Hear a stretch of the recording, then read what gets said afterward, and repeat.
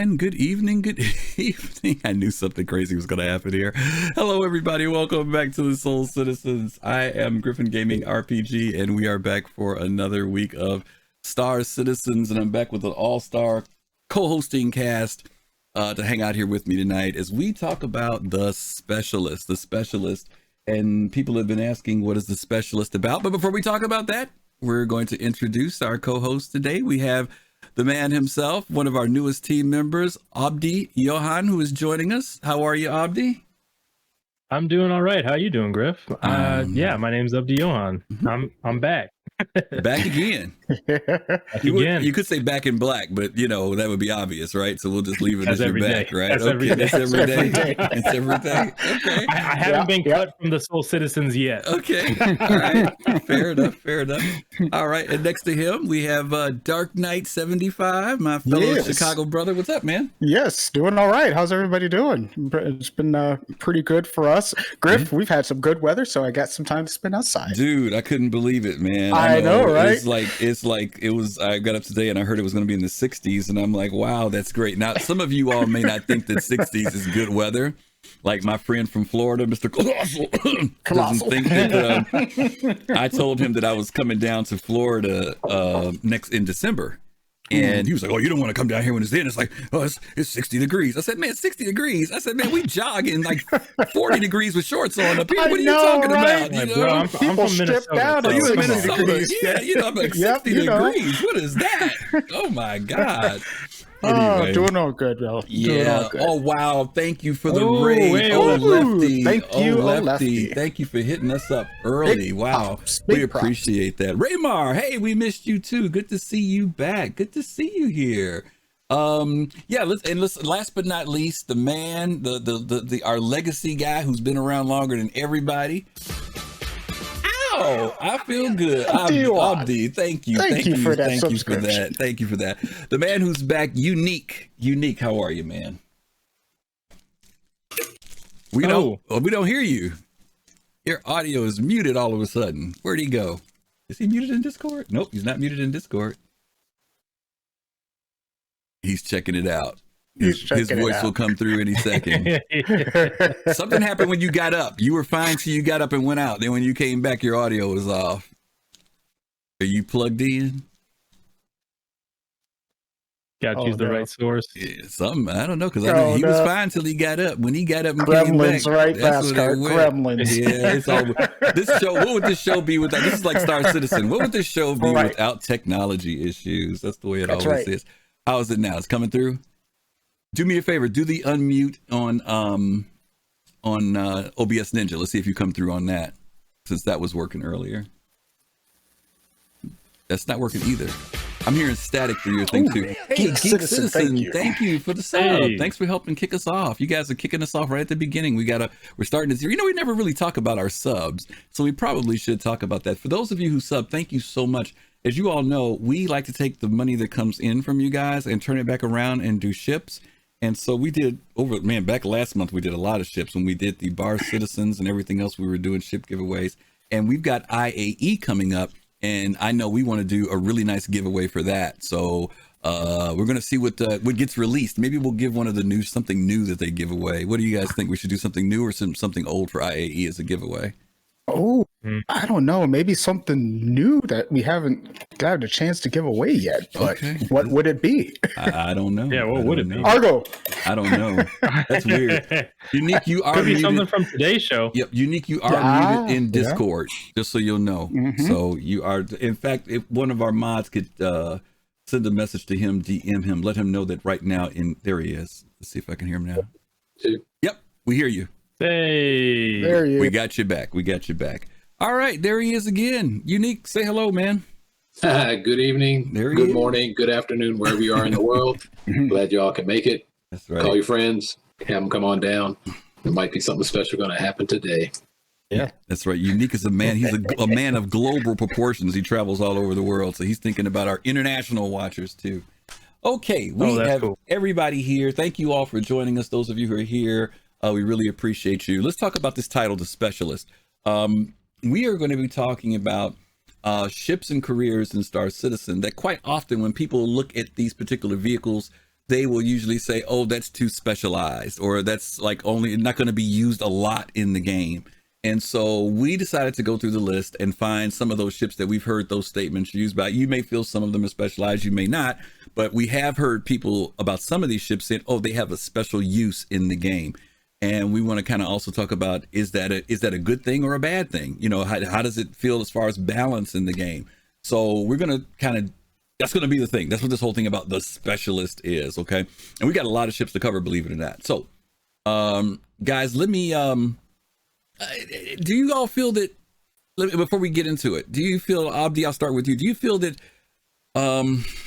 certain careers, if they are kind of specialized, let me pick one that's like the one that y'all hear people talk about, the news van, right? The Mako, okay? Definitely, you're not going to battle with it. You're not delivering food with it, right? You're not, you're not refueling with it. How is that too specialized, or is it specialized enough, or do you think somebody who gets that type of ship that they'll be like, man, this is all I need? What do you think about that? I mean, I think it's only as specialized as the game allows at the moment. Right now, and for people who have been tracking the game for a long time, new ships are flashy and interesting, but gameplay is king. So if there's gameplay to support the thing, people will be there. For a lot of these ships, though, that we'll be talking about today, it might just be that the gameplay is there, but it's not quite refined enough, or the gameplay is just not supported. Maybe it's not even there at all yet. So in my opinion, it's the gameplay that kind of feeds into this specialist feel. Because once these gameplay items are in, people are going to be doing all sorts of things. It's not just going to be bounty after bounty after bounty on Twitch that you're going to be watching these Star Citizen streamers be doing. They're going to be doing all sorts of things, because that's what makes the universe, fun. Like being able to do all these different things. So that's my bit. Okay. Wow, Ramar, thank you for that conversion. I've never seen that before. Converted from a Prime Gaming sub to a Tier 1 sub. Thank you, Ramar. Very cool. Thank you. We appreciate that. It didn't pop up in the thing for some reason, but I saw it in the chat. Same question to you, DK. What about those specialized ships? How do you feel about them? Do you own any? How do you feel about specialized ships? I don't have one yet. The one that I do plan on getting, it's one of the last ones we're talking about, the Starliner. And when it comes to specialization, that is a specialized ship. It is built for passengers. It is built for carrying the cargo with passengers, and that cargo is going to be associated with those passengers, or whatever it is. It's modular, obviously, and we'll talk more about that. But when it comes to specialization, that's not something you take into combat. Okay. It has one turret. Okay, fair enough. Younique, how about you? Specialization of ships. So yes, good, bad. What do you think? What are your thoughts on it? I don't think there's a category of specialized ship. I think they're all the same. They explode evenly. That's what I think. That's the equalizer. They all blow up. Target, light them up. They explode.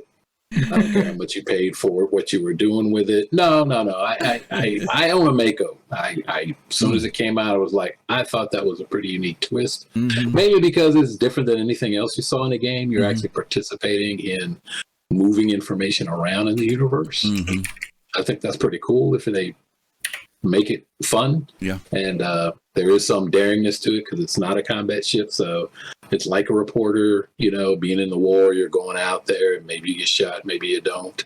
I think that could be kind of fun. Okay. Maybe you get captured, maybe you don't. Okay. Okay. By the way, chat, just so you'll know, don't forget, at the bottom right below the chat box, you see a little solar eclipse there, or lunar eclipse rather there. If you click on that, you can ask us questions, and we will address those questions at the end of the show. So if you've got questions or thoughts, you guys can toss them in there, and we will address them later on in the show. Let me start back at the beginning again, Abdi, before we go to the first ship. Because these ships are so specialized, is there a pro or con? In other words, to Younique's point, if there's no quote unquote value, like if to me that ship doesn't mean anything, like a Mako, does that actually make it safer in space for me? I mean, it's not a threat to anybody, right? It's out here recording the stars or recording a battle, right? Do ships being specialized, not all of them, because some of them might be considered threatening, but will people see that type of ship and literally just kind of wave their hand at it and say, I got something else to do that's more important? Or will they be a target just like any other ship in the game? And I'm talking about over time. I know in the beginning you always got the knucklehead that's going to shoot at anything that moves, but I'm just kind of curious, what do you think about that? I guess that kind of goes to the whole RP thing. Like, are people role playing the whole bit, or are they just kind of in the verse to make some noise? And I think some people are going to make some noise, and I think some people are going to RP, and I think even those RPers are going to look at that the Starlifter, and they're going to be like, ooh, maybe there's some people on that ship, that I could take hostage, or I don't know if there's some gameplay element to that with, piracy or something.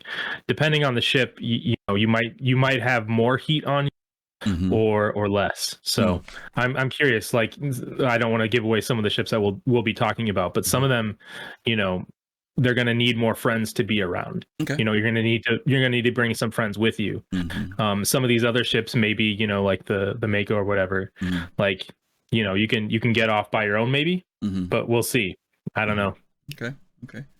Jade says in chat there, if you're doing something you don't want them to see, people to see, that Mako's more of a spy ship than it is a news ship, right? Okay. Yes, sir. Good point. Yep. DK, what about you? Do you think you're safer in them or just as vulnerable as anybody else? I mean, in the sense of, I'm not talking about vulnerability as far as being hit. I'm saying in the sense of that people will pick on you just as much as if they saw, a fighter ship. What do you think? Oh, first of all, players are players. So they're going to do whatever you think they're not going to do. NPCs, on the other hand, that's a different story. I don't think, somebody cruising around in a personnel carrier is really going to want to, an NPC doesn't really care unless it's involved in something that would spark an NPC to actually do something about it. But a player will probably look at it and go, oh, it's a pinata, no problem. Okay. That's what players do. Okay. Fair enough. Younique, same thing. Oh, for me, it's pretty simple. It depends on what is the price of a missile. I like it. If the ship is too cheap and the missile costs that much, I'm probably just going to skip it. Ooh, I mean, that's a great point, because that is the new thing that's being introduced into the game, right? Is what's it going to cost me to take this person out, in the sense of just the economic end of it? Is it worth not only my time, but one or two missiles, or, if I happen to be loaded with ballistics and I fire off a third of my rounds trying to, take out this news van, it also puts me at a deficit, because that's, a third of my rounds I could have had when somebody attacked me 15 minutes later, right? So those are some other great considerations. That's a good one, Younique, for people to be thinking about. What do you get out of killing a Mako? It's got nothing on it. Yeah. Yeah. Okay, the economics. Okay, that's the good stuff. Okay, let's jump into our first ship. The first ship is actually, I know you're going to say, why did he pick this one of all of them? And I think the Scabs, I think, actually called it out. And that is the Crusader Ares. And you'll say, why did he pick the Ares? It's a fighter, blah, blah, blah, blah. Well, it is a fighter, but it is also a fighter that is configured one way and one way only. And you have to figure out which way you want to use it. You either want to go with it energy, or you want to go with it ballistic. And whatever you get, that's what you're stuck with. And so to me, that means that it might have a certain use. So let's take a quick look at the plug for that, and then we'll come back and talk about it. Okay.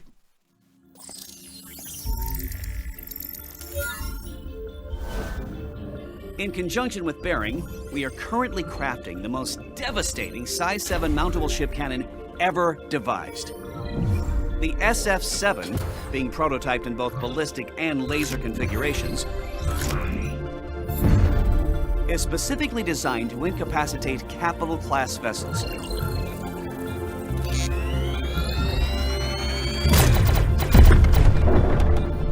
Of course, with a weapon so refined, the task at hand is to try and design an equally sophisticated ship to wield it. Even with this prototype, Crusader is up to the task.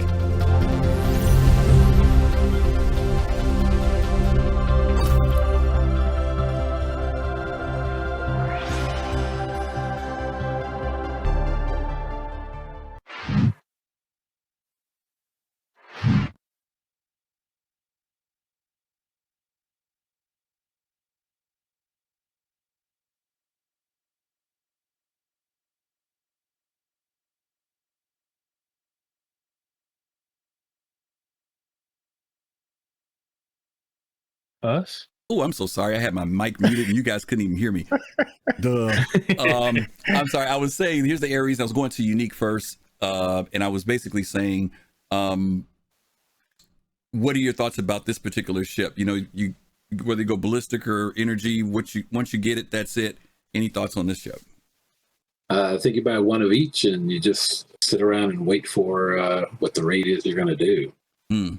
So I think you'll build sort of like, it is specialized. I think you build a squadron of the energies and a squadron of the ballistics. And, you know, they work as a team to try and crack shields and then break hulls. And to your point, I think that's probably the thing to me. And maybe I'm wrong. So maybe there's some other people who feel differently, but I feel like these ships have got to work in tandem. They're considered not a capital ship killer, but they are considered to be able to disable them. That is their strength, to be able to take out their systems.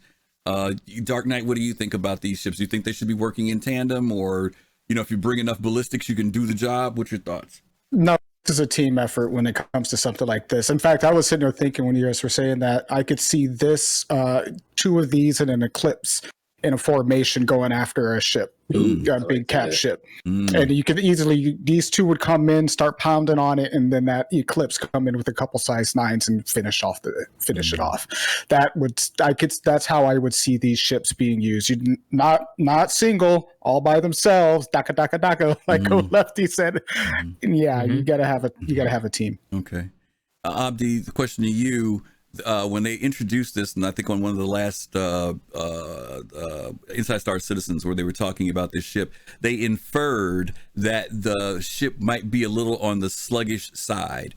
And maybe that's to offset the fact that it's got a freaking size 7 gun on it, right? I mean, it looks like it should have the performance and stealth of a fast fighter. It's not a very big ship. I think it's just a little bit smaller or larger than an MSR. I forget. Maybe someone in chat remembers what the dimensions are if one of you guys want to pull it up. But my point is, what's going to be, I mean, you know, a size 7 gun is pretty serious. Do you think that if they make this thing not like the super stealthy fighter, but something that actually, you know, takes a little bit to fly, is that a good offset for it? Or do you think they should kind of, you know, make it fly the way it looks, you know? And I remember, I think it was Gomad that was talking about this ship, or someone in Soul Citizens was kind of like ragging on the fact that, you know what, this ship looks aerodynamic, it looks like it should be able to fly well. You know, it's got wing tips and all that kind of stuff, and I kind of agree with that. I mean, if it looks that way, it should communicate that just from like its design, from what it looks like. That being said, there's a lot of ways that you can balance a ship.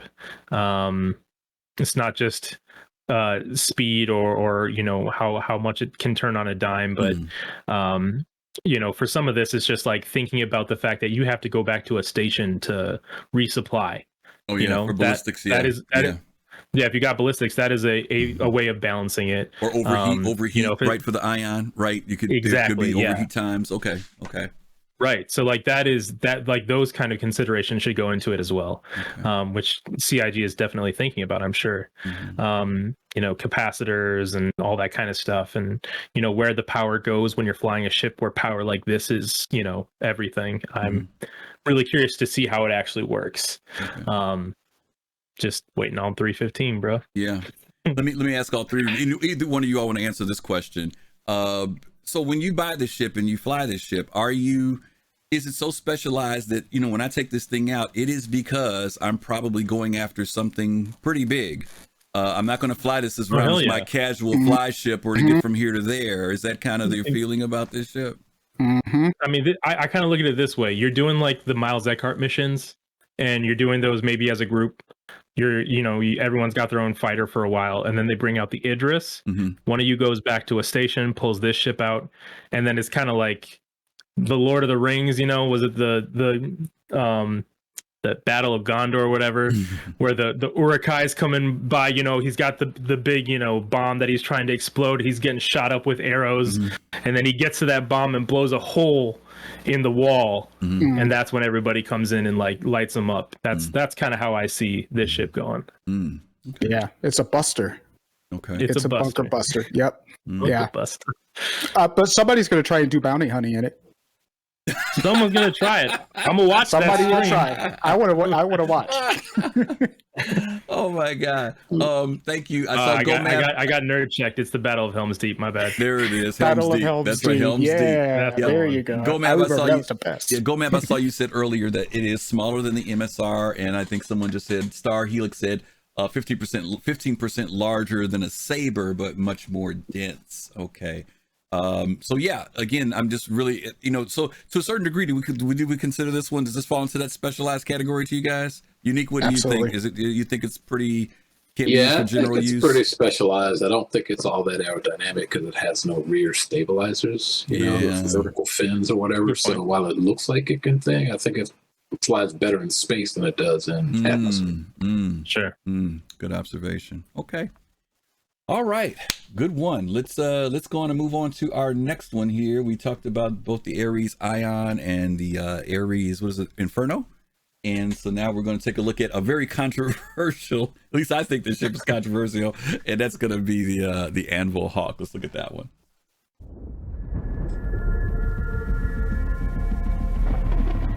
There's a new hunter stalking the skies. Take warning.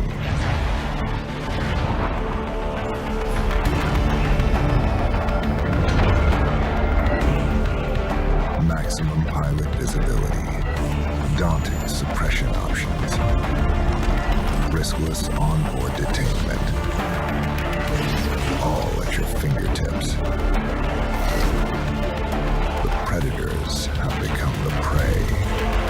The 2949 Hawk from Anvil. Rise above.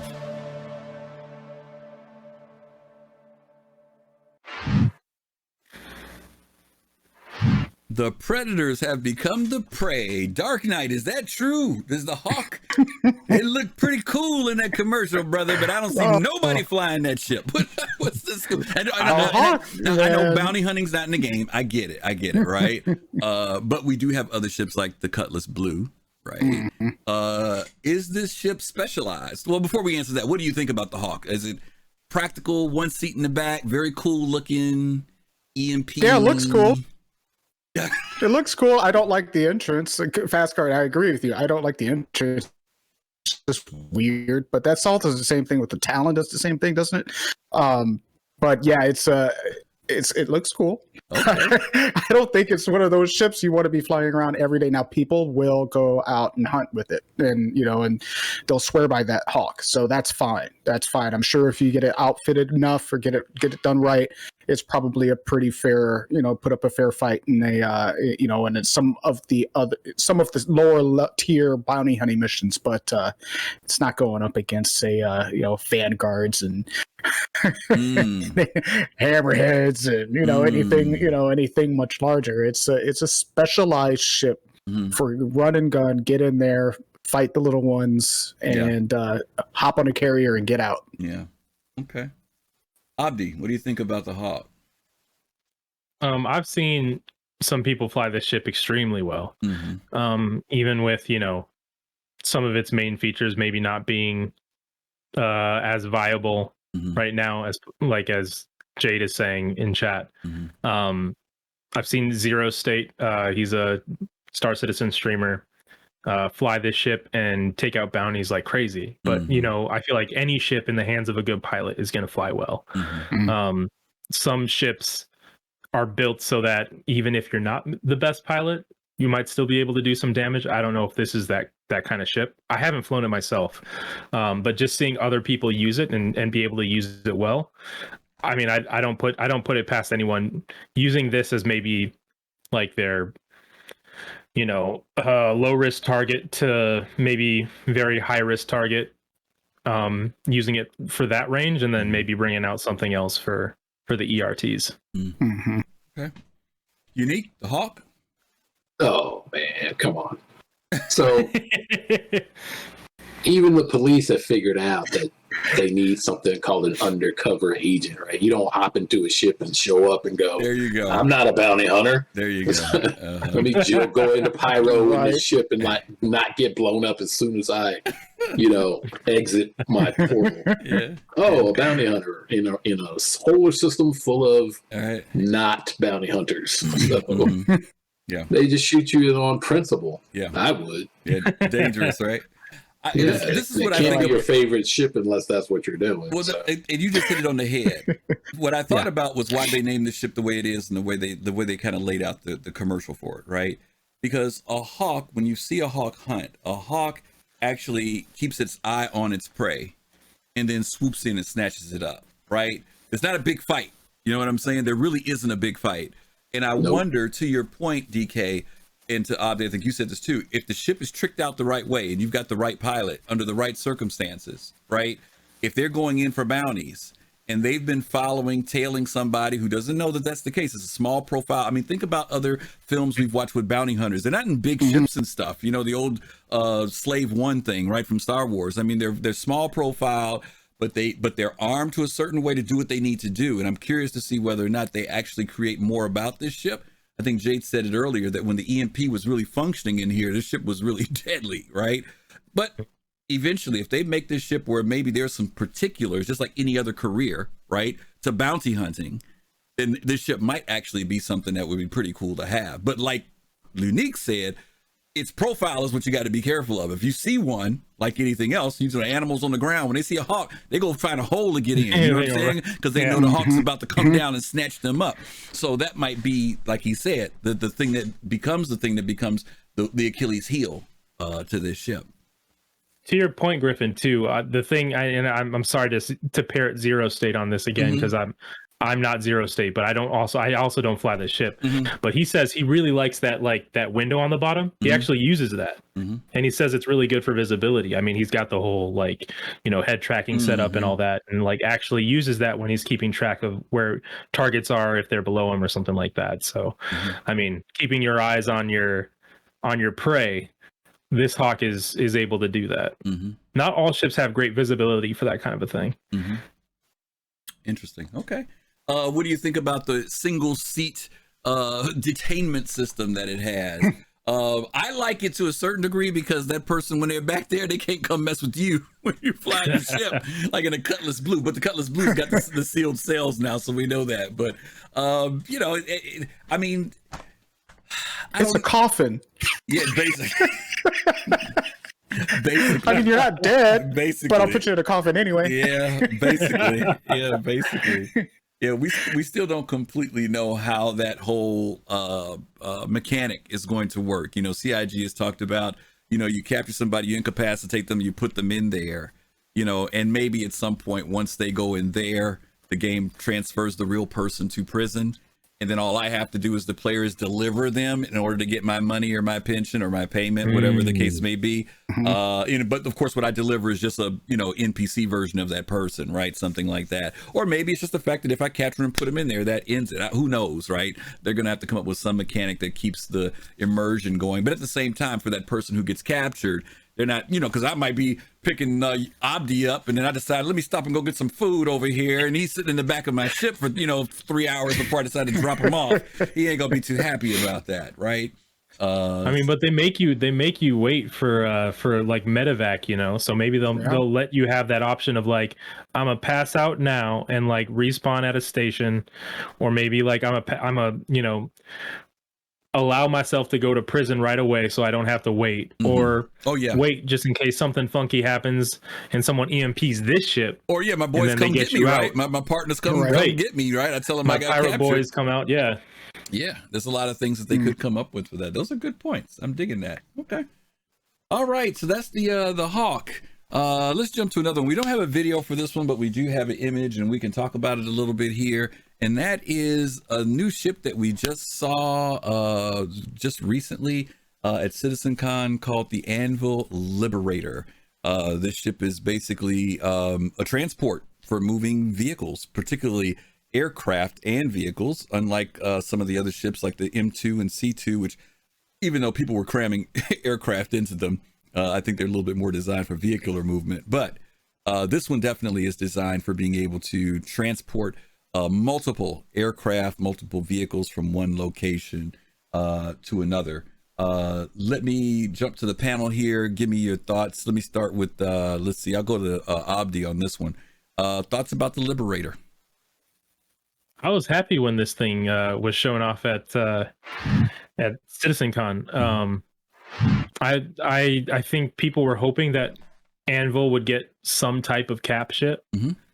I mean, and this is small, admittedly, but this will provide. I feel like we'll see this before we see something like a Kraken. You know, like when they bring out Pyro, I don't know if they're going to bring out the Kraken right away. But if they have this, if this is ready in time, I think this will be super helpful for transporting your ships and will give some really good gameplay, which is what I'm about. If you release a new ship, that's cool. But if you release it with gameplay, that's cool. You know what I mean? Like, that's what I'm into. And I'm hoping that this will come with some kind of like ferry, you know, like not taxi option, but like, hey, I'm looking for people who want to ride to Pyro. These are my rates or something like that. You put your ship on and then you can go. Okay. I think that'd be dope. Okay. Younique, I know you're a guy who has a very expansive fleet. This particular one, the Liberator, was kind of controversial. There were some people who saw it and got very excited, and there were other people that just felt like, it's a little bit too specialized. What are your feelings and thoughts on it? So if you think this ship is too specialized, it just means you ain't got any money and you don't have any ships to move around. That's all that means. Because, like, if you see my fleet, I've been trying to figure out how to get all my stuff from one place to another without like 300,000 trips. This doesn't need a video. It's absolute automatic buy in my assessment. And then it might even help me move my new vehicle that I just got, which is this Toyota Tundra back here. That's what this shirt, man. Yeah, I need to move that thing. So, you know, I'll wait and maybe have that thing follow along as well.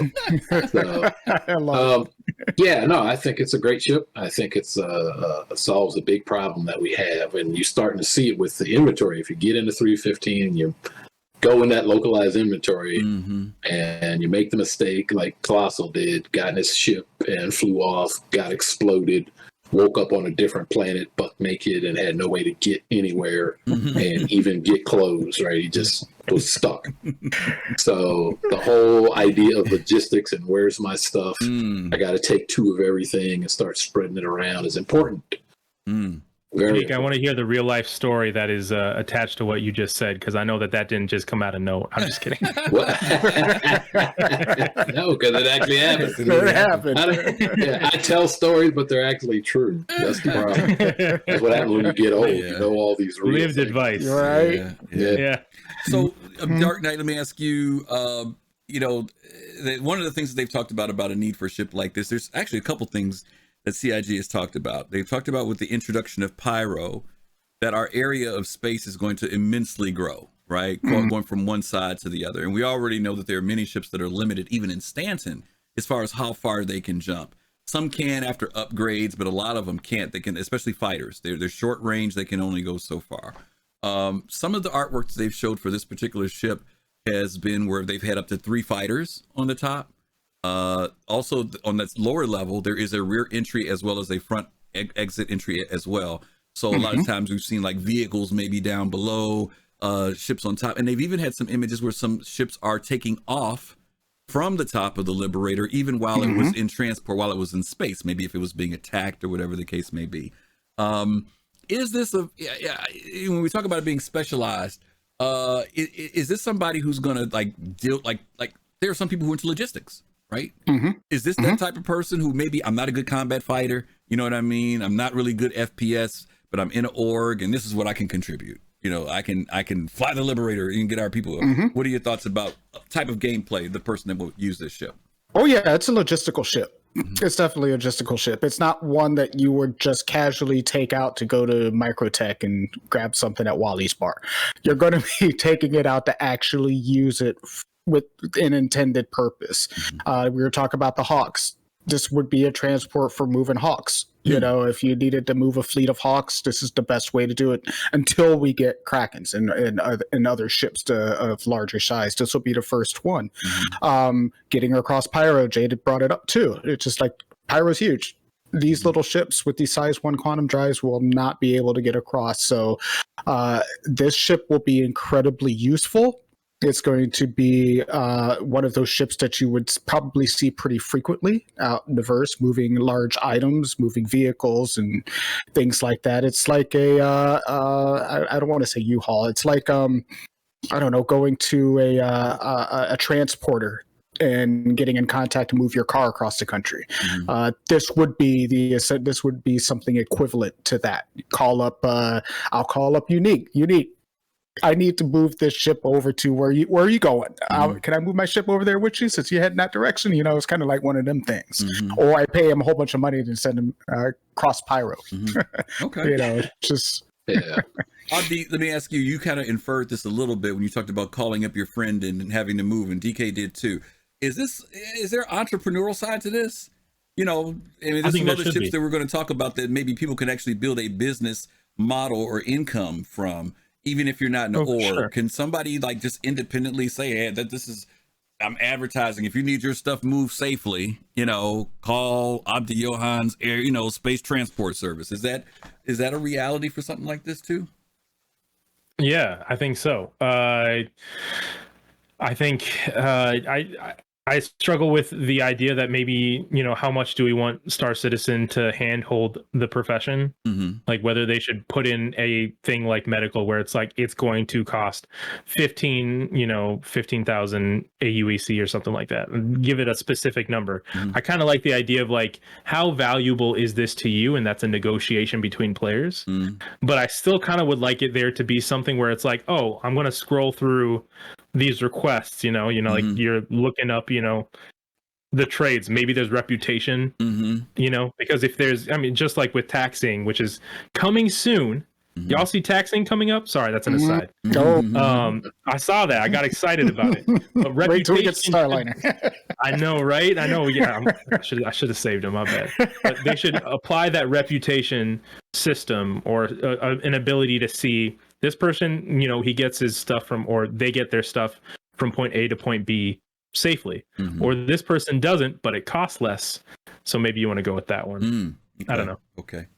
And last question to Younique. Younique, one of the things that came up to me after I saw this later, and this was after the presentation, everything was, you know, can you talk maybe a little bit about why these ships would be good for orgs from two perspectives, one from either battle perspective or even evacuation perspective?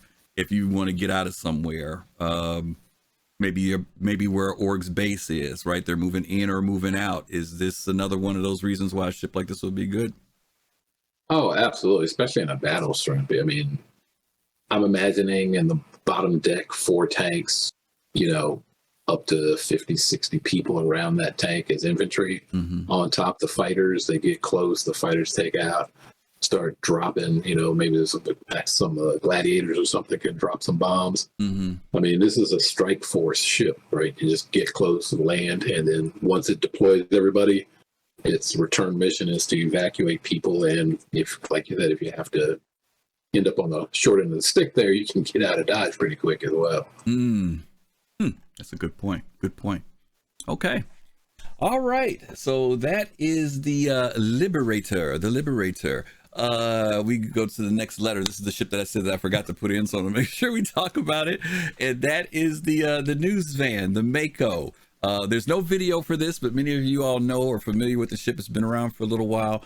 It makes a ship called the Reliant Mako, and that's the latest paint job version of it, and those nice yellow stripes on it. I don't know if that's to say here I am as a target or hey, please leave me alone, I'm just shooting video. I don't know which one the yellow stands for, but that is the Reliant Mako.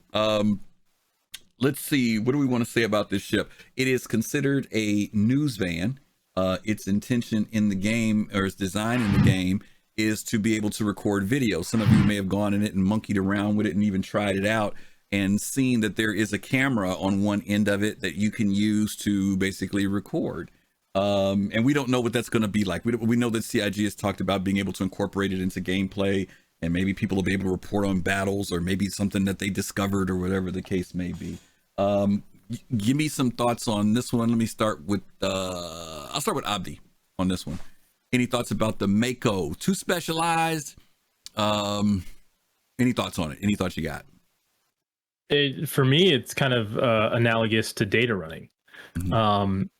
You know, it's got that camera, but I don't know how much they're actually going to want to add encoding, like video encoding, to the game. So maybe it'll be more like your character is at this specific battle or something like that. They've accepted Xenothreat or something like that. And when you get to the Jericho, you know how it automatically knows that you're there. Maybe your camera automatically knows that you're at that place, so it's recording or whatever. That turns into a data, you know, thing that you can take out of a whatever and sell that data to whomever or for whatever. To me, that seems doable. I am not. I mean, I shouldn't say that I'm not a game developer. I've worked on games before, but I do the art side of things. I don't code as much as I should, but to me that seems doable as an option, and I think that could be a fun way to like participate in something, but not have to do the shooty, you know, not do the pew-pews, because not everybody's into that, and I think there should be options for not doing that, you know. So hopefully this gives those people an option, especially for those big events, especially for like public events and stuff like that. So we'll see. Okay. Younique, I know you talked about getting this ship, and I know we've talked about it from that news van side, right? That reporting side. And I even talked about maybe somebody finds and discovers something, but could this ship, and you alluded to this, could this ship actually be something that's actually done for reconnaissance? Because Abdi just talked about data running, but what happens if somebody's able to fly at a certain altitude, which is, you know, fairly high, but that camera's good enough that they could scope out a base, see how things are laid out from another org? What do you think? Yeah, smaller ships are harder to detect if you can change out the engines and things and make it a little bit more stealthy. You can get out there and you're, you know, looking for things to guide bounty hunters to where you are, you know, or where that particular space is, so they can see ahead of time. That's in military terms called G2, right? It's intelligence. So being able to see the layout, see where people are, see where equipment is, what is their response if they do detect you. Those are important things. Okay. And DK, I'm gonna throw a question at you now about, remember we were talking about vulnerability of certain ships, right? You're an elite player. And you know, we've talked about this before about like people like the fuel rats, right? Who are out there, and people in the community in general respect the fuel rats, because there may be a day where you run out of gas, right? And so you need that person to come give you fuel. News reporting. Okay. There are certain rules about news reporting where news reporters can go into certain hot zones, certain areas, right? There's risk, but in general, you know, they try to let people know, hey, we're media, we're covering, we're letting people know what your situation is, right? We're letting people know what you're going through, right? We're not necessarily reporting for either side, but we just want the story to be seen, right? Okay. And usually in many cases that gives people a certain amount of freedom to move around in those spaces, right? Will a gaming community think that way when they see these things when there's a battle going on? Or will they, like Younique said, say, hey man, we don't know what they out here doing, kaboom, you know? Because maybe that ship is actually, you know, transmitting to everybody in the Stanton systems, and people are saying, wow, look at what's going on, and then somebody just comes and boom, blows their camera up, right? I mean, what do you think? Do you think that people are going to just, no matter what, man, they don't care, man, there's a camera on that sucker, kaboom? Well, in our current IRL lives, somebody going up to a news van and hitting it with a torpedo probably isn't going to live very long after that. You'll probably get taken out. Okay. But with players don't care. Even if you wear a big old press sign across your chest, somebody's going to walk up behind you and shoot you in the back of the head. That's just how players are. So I would hope that people would have the decorum to give rights to the press, to medics, to photographers, to other people that are doing these kinds of things out there, and not just shoot them on site. But like I said, players are players. I would hope that they have the ability to have some kind of a moral standard to be able to say, this is a press vehicle, they're broadcasting news, don't blow them up. I would hope. Okay. Well, I mean, and that's for like, you know, people who are playing on the right side of the law. I don't know what it would be called, but like, you know, for piracy, maybe it's like, you know, that proves your rep or something like that. I don't know. Like you take out a certain amount, and you know, maybe for them that's a mission to take out a news reporter. Or guess what? When Xeno's doing something and they want the system to see, right, what's going on. You know what I mean? I mean, maybe to them that's good press. It's good PR for their cause, right? Especially if they're winning the battle and be like, film this. And don't forget, press are not, they don't choose sides. Right. The press remains completely neutral. Right. They just record. And so I think that's one thing that that hopefully people remember, is that the press isn't there to pick a side. If they're good press, they're there to record an unbiased and get unbiased information as much as they can from both sides to report on, and that makes them viable. That goes into reputation. Yeah, all except they actually show up in the area via one of the sides or the other. They don't get into a war by themselves. They don't just jump on, you know, they show up. They get on military aircraft from this country or from the UK. True. So they show up and then go, we're neutral. It's like, let me see your ticket home. You got a point. Definitely got a point. What is your ticket home? That will determine how neutral you are. Very true. I'm really curious to see how deep this goes, because tier 0 will probably be super simple. I don't see them actually using recorded video in game, because video takes up a lot of everything. I think it's gonna be live broadcast. As Soul Citizen should know, like with streaming and all that. But I think it's going to be just like when you do comms in your cockpit. Right. That's what they'll do. I think it's going to be from that ship to the that doesn't work every time. Yeah, it could. You're right. It comes to the TVs in the station, so like the universe can see what's happening. I think that would be cool, but that doesn't work every time as it is right now. So maybe, I don't know. I wouldn't expect that to be the tier 0 implementation. Unless it takes a long time to come later. out. No, tier 0. I think tier 0 is going to be strictly recording, right? It'll be no different than if you're recording normally. Then I can go back and edit that video and upload it or something like that. But but hopefully, like Younique said, we would hope that, because they've talked about that, there will be some form of broadcast. Now, whether that's from CIG players or whatever, we'll find out. But it would be cool, right? It would be very cool if we ever get to that point. So let me theory craft real quick and get you guys' opinion. So do you think that recording would just be something that would go, say, to an MP4 file on your computer, like such as screenshots? And just maybe in a different folder, and then you can edit that. And I think Jade had mentioned who's the newscaster that we have in our community. He's at the top of my head. I can't remember. Jade will have to remind me. But that guy on YouTube. Zark. Jade knows. Zark. Is it Zark? Zark. Yeah, Oliver Zark. Oliver Zark. Thank you so much. This would be perfect footage. Download it off on the computer, put it all together, add what they need, and then put it back up on YouTube today. That's it. Until they can get it in game, at least. Okay. Yeah, I think the only thing you got to add in game is a Guinness Book of World Records, and then you just record how many people were watching me when I exploded, and that's the Guinness Book record, and that's what people will go for, and then you'll get plenty of people doing the news vans. This is That's it. There's your game loop. There's your gameplay loop right there. Love it.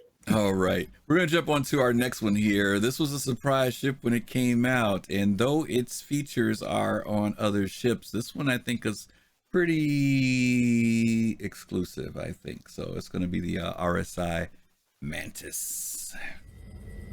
The Mantis is one of nature's most adept predators. its patience immeasurable, its focus indomitable. It waits silently for its prey. The adroit hunter positions itself for attack, identifying its unsuspecting target when it's most vulnerable. And then, steeled to the task at hand, the mantis strikes.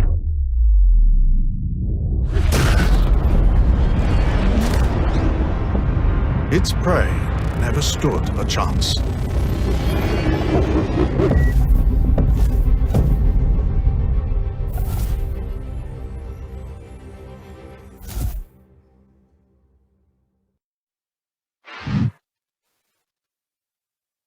The prey never stood a chance. Never stood a chance, Younique. They didn't see it coming. Very cool design ship. Interesting. A lot of folks thought it was kind of a throwback to the old Star Trek with the nacelles on it and stuff. Do you own a mantis? Would you own a mantis? Too specialized? What do you think about it? I own one. As soon as it came out, I bought one. Okay. And hoping that they get the gameplay right so that you can pull things out of war. It is lacking the enforcement thing, in my opinion, because I think it has a tier 0 gun on it or something like that. I mean, I'm not sure what you hold or enforce with a level 1 gun. So it needs to be a little bit more beefier on shooting up something. Okay. But I got one. Okay. Abdi, a lot of people said when this ship came out, to respond to Younique's comment, is that it's definitely a ship that if you stop somebody, you better have some people with you, because you never know what you're going to pull out of Quantum. Any thoughts on that? I mean, I think that that's fair. I don't know if I'd want like a ship that can do all of that by itself. Unless it took a crew. I feel like that would be a good balance. Like you need to have more people on it in order to actually, have that firepower that you're looking for. Other than that, though, I feel like it's a good thing to have other people with you on this kind of a ship. I think it's super cool. It's not my type of ship, but once that gameplay is ironed out, I know it's not quite there. I've been quantum snared out of Quantum before, and it's a very cool experience. Like it's also kind of scary, but it's like, whoa, the game's actually working. And there was a Cuddy Black, and I had to fight it, and then I went back on my way. And then ever since that one time, every time I've been quantum snared, nothing's been around. Yeah, same. So I had that one really cool experience where I was like, wow, and now I'm like, okay, no one's here, I'm just gonna keep going on my way. But once they iron that out, I think it'll be super cool. Okay. And it'll make me think twice about going solo sometime.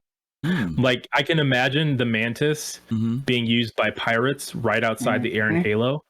Oh yeah, like right between like Crew L1 and like maybe some other refinery or something like that, and they're just gonna like wait to pick off all those people and take whatever they need. So want to see the shock on their face when they snare my Idris.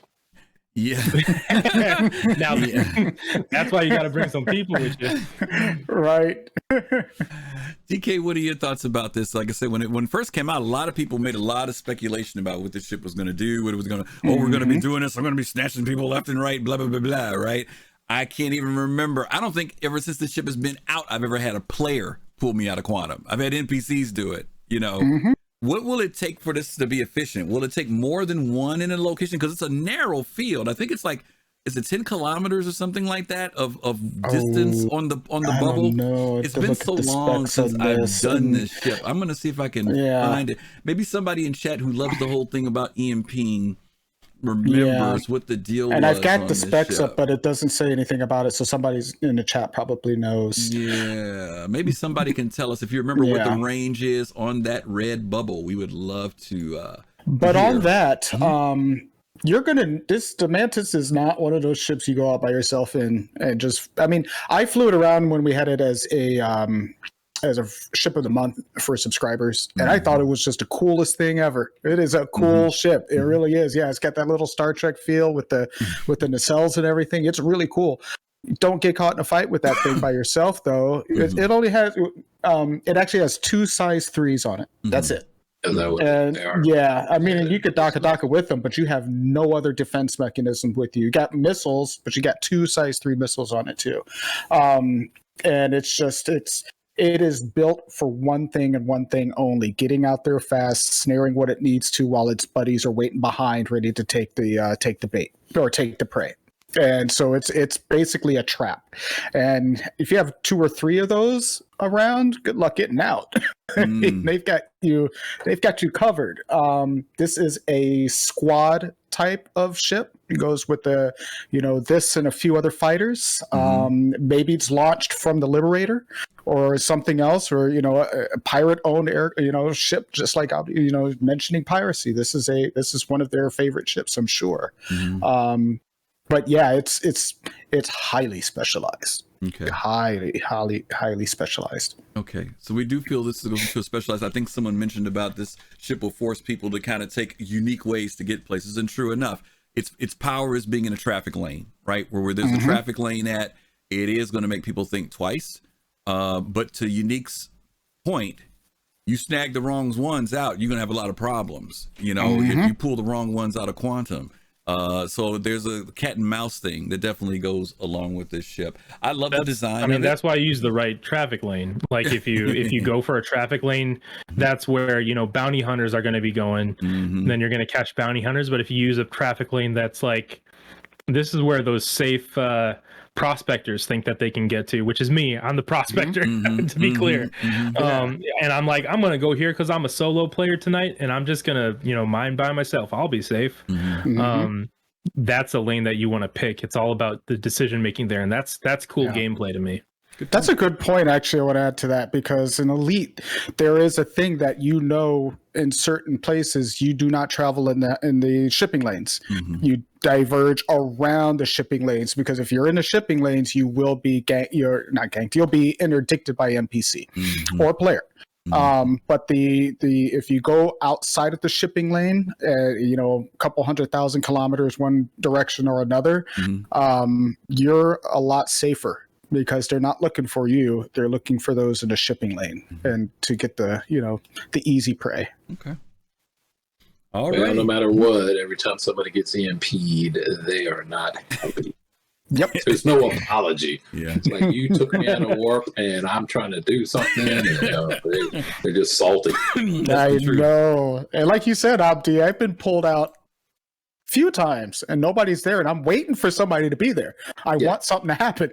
The times that it's happened to me, it was definitely NPCs. It wasn't an actual person. I should be clear about that. But whether you're getting snared or whatever, just like, even if it's ruining your day or you got a whole bunch of stuff with you, it's cool to see the game working. Like, I'm pissed. I'm just saying, like, you're not happy this that is you dope. got pulled out. That's all. It's not you're happy the game's working, but you're not happy that they stopped you. Right. You're not happy that you didn't plan well enough. Right. Yeah. Absolutely. But you're not You gotta happy. do that group jump with your Idris. Yeah, exactly. Well, then I'm happy. Oh, you my one prospector with your one interest. I got backup from my mining. Okay. All right. Well, let's move on. This is the ship that blew everybody away in 2021. Argo stepped forward out of the darkness of forgotten of ships and became a popular meme and ship this year for backers. So let's take a look at the Argo MPUV. I'm sure there's a video. Oh, yeah.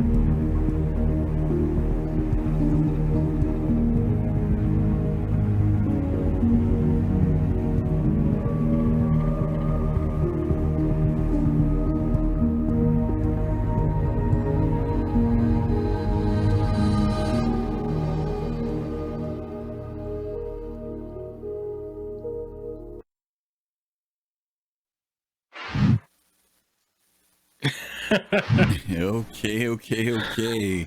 Let me start out with DK. He's got the picture behind him of the king. The king is riding behind him already. Put it up there. Gotta put it up there. The king.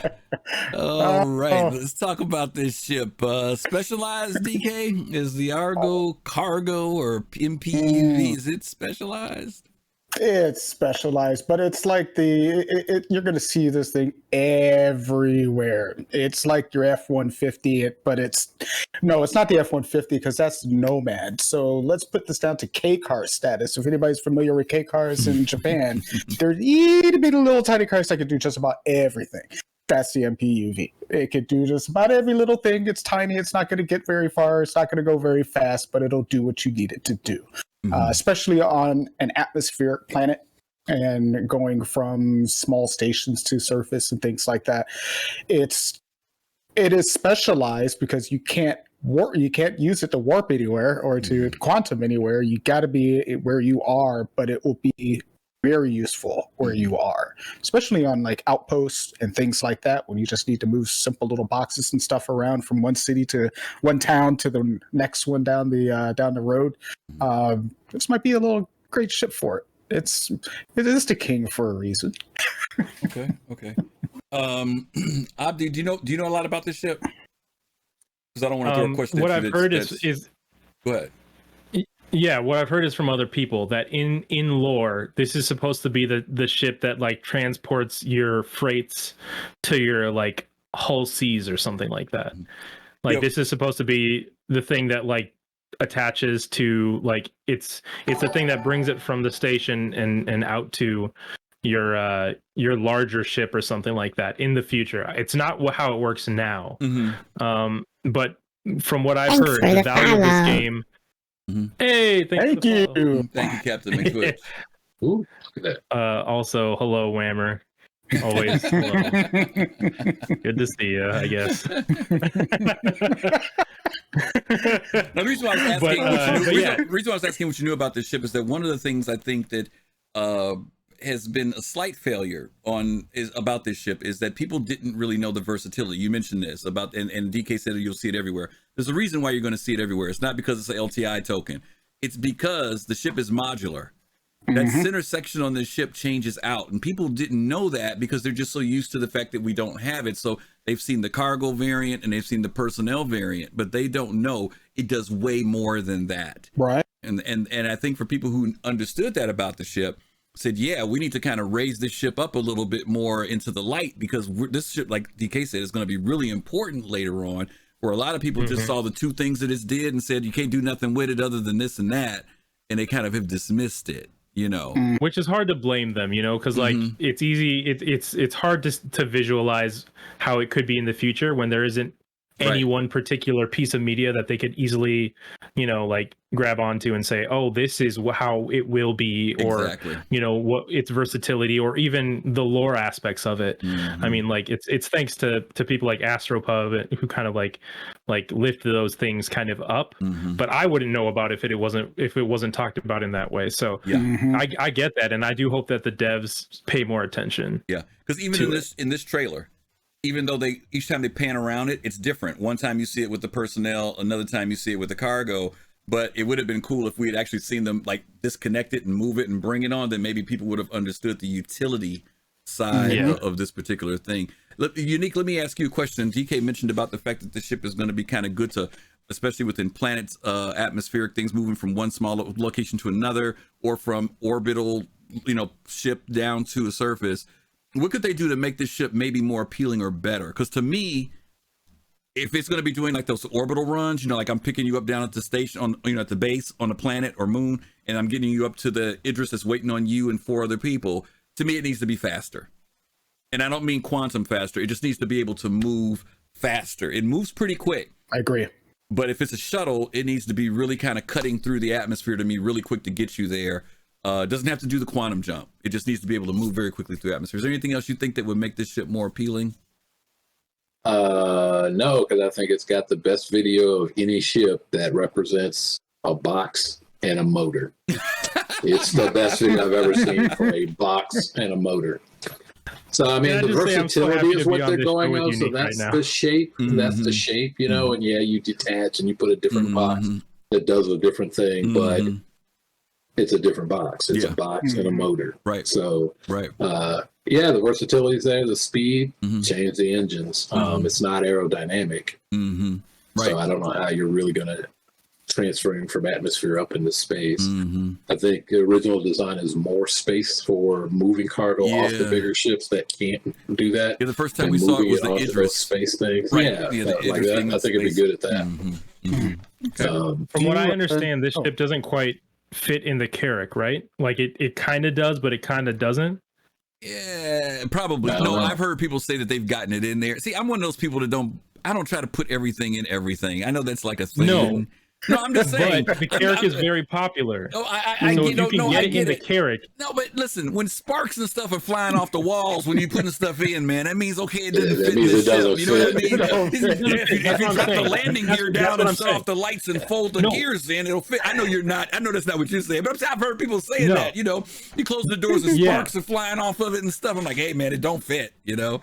So your question to Dark Knight, how to make it more valuable? Make it easily and nicely fit in the Carrack, because people love the Carrack, you know? So, I mean, that's one way. Make it like a partnership, it's not official, but make it, I mean, it already has an official snub ship, but, you know, make it fit in the Carrack nicely and people will probably use it a lot more. People will use it anyway, but. Yeah, there are a few. I guess I see it as much more utilitarian. That's the thing about it, you know, even though it, like you said, it does have that personnel side. I think it carries 6 people or something like that. I think it's 6, might be 8, but 6. But it'll be interesting to see what else they build out on it and what else it does. I know somebody said something funny, but we'll see. It doesn't have any weapons on it, does it? If I'm remembering correctly. I don't think so. I don't think there's any. It has a box. You just drop a box on somebody. I was going to add to that whole box. You know, I don't hate on the ship. I actually really like it. I think that it kind of lends. I'll say this: the reason why I really like the Constellation series is not just because, you know, it can do this or do that, is because it has the snub fighter, and I think the snub fighter is cool gameplay. It allows one of my friends to have that wow moment, you know, when they get in the ship and there's another nice ship, and they can get inside that ship and then they can go and do their own thing. That's cool. All right. So and cool factor is a part of it. Are we all pretty much saying kind of specialized here? People who are into this kind of utility kind of gameplay. One thing I was going to throw in there was how many people get on the Liberator? Yeah. I looked at the shape of the ship when I first saw it and knew that immediately it was modular, but then also took into account that the containers on the sides of the hull Cs and or in the hull series, those big containers probably fit perfectly between the legs of that cargo when the box is removed, and that's how you move those big boxes around. Cargo goes up to it, it attaches, and then takes it into the station. That's why I have one. We'll see because I want to take off the box. That sounds cool to me. Then take the motor to the other box. And that's it. That box back. Move that box and then back. leave that. Okay. And leave that box. No, the box has space cows in it. Don't forget the motor. You're Tetrising the box. A lot of box. That's it. Around the box. Box moving. Okay, we're gonna jump to our next ship, and then we covered this a couple of weeks ago, so we're not going to go into it too in depth, but we are going to talk about it because it is fairly, I think, a fairly specialized career. Some people will consider it, even though it's very popular, and that's going to be the Consolidated Outland Pioneer. We're not going to watch that whole presentation. We're just going to watch a little bit of it. To introduce the Pioneer.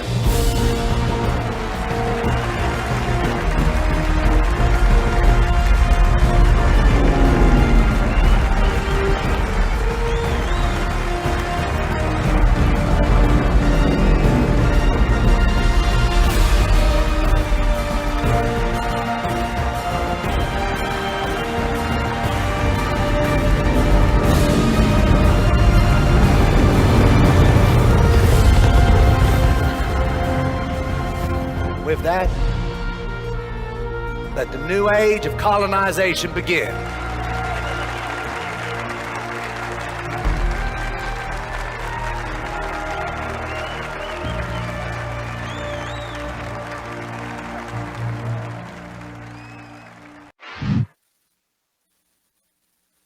I'm truly surprised Matthew McConaughey hasn't sued them, but all right. Hey, they didn't say all right. Yeah. Hey, Jules, Jules, nice. You got to watch that whole thing. It's well done for when it was actually put out. Oh yeah, you got to watch Take a look at it, Jules. Watch it. Look it up. We'll try to get the link in for you in YouTube. It's pretty amazing. It's pretty amazing. Let's go to Younique on this one. The Pioneer. How specialized is it? Are people? I'll save the next question for DK. What are your thoughts about its specialization for building? I think it's very specialized, and that's what it's for building. You got to get it materials and build stuff out. I don't think it does much else. But I think the gameplay is way cool, and I bought one instantly. Okay. Despite the accent. Okay, cool. Despite the accent. Okay. Abdi, I'll go to you. A lot of people wanted this ship. A lot of people bought it. In fact, every time it's gone on sale, it's always going out as limited, and it is always sold out within 5 minutes. They're gone, right? Are people... I'm going to try to figure out a better way to say this, but will there be some buyer's remorse? Because it's not like you can just take this ship, go out and fly it, and start building. You have to have the materials and everything to also build. So are there going to be people who thought that they were going to, like, I'm going to build my base, but then once I'm done, okay, what do I do now? Or is it, how do you finance a ship like this? This thing is huge. The Pioneer is a monster of a ship. It is a capital ship. Do you think that maybe some people might have underthought this a little bit? Or do you think that, if it can do everything they say it's going to do, then it'll have a lot of function and it won't be so specialized? There's a couple things there. I think this is very specialized. I think it's supposed to be, because you're not just flying this to do bounty hunting missions. You're doing this to build colony outposts. That being said, I think people buy this ship. A lot of people who buy big ships like this, not a lot, maybe I shouldn't. Some people who buy this ship buy it, because it's like a Pokemon card. This is the holographic Pikachu or something like that. It's cool to have in your arsenal, but I don't think a lot of people will take it out unless they have a good org that is coordinated or a good group of friends who plan to have this kind of gameplay. Right. Because I think that's what this ship takes in order to operate. I mean, can you imagine this thing breaking through Atmo? It's going to going back into space. It's going to take 45 minutes. And while that's happening, you're going to need people on turrets. You're going to need people defending the ship, because you don't want this thing it's not going to explode very easily because it's so big. But yeah, I think you're going to need help. Yeah. And you're going to need people. Yeah. So hopefully the people who bought this have that. Okay. Citizens VAR, yes, to answer your question, yes, it does come with materials to build one base. And I don't know what one base means. If it's modular, there's prefabs, then there's possibly a customization. But my point is that once you've done that one thing, you got to start getting materials, raw materials, and whatever it is, whether you're building for yourself or building for other people. It's not like this, all you do is just land this thing and it's an easy bake oven and your stuff just comes out. You have to have the materials to build. For those of you who played Eve, you'll remember what it was like when you wanted to get a Titan. It would take you months to get all the materials you need. You had to have blueprints, and then you had to wait for it to be built. And so there's a lot that was behind it. That's much, much more in depth, I think, than this is. But I'm just saying it's great to have the ship, but you got to have all the other stuff that goes along with it. Abdi just mentioned about the fact that even just escorting it in and out is going to be of great concern because there's great value to this ship. You don't want to lose it. It's going to take time to get it out of atmosphere. According to the specs right now, it's 200 meters in length. 200 meters in length, and that's a pretty big ship. And again, it's considered capital class. Younique, your thoughts on the Pioneer? Well, it's definitely specialized, but I noticed no one's actually brought up the fact that there will probably be some missions around it too. There will be missions to get right and go to places. There are land that people have purchased and need things built on that land. So I think you're going to get contracts to go do that. And so because of the contracting and the big money that should go along with that, it should be able to be negotiated for security escorts and things like that. So I think part of the gameplay is going to be building out the universe and filling up the land that people have when they put down their land beacons.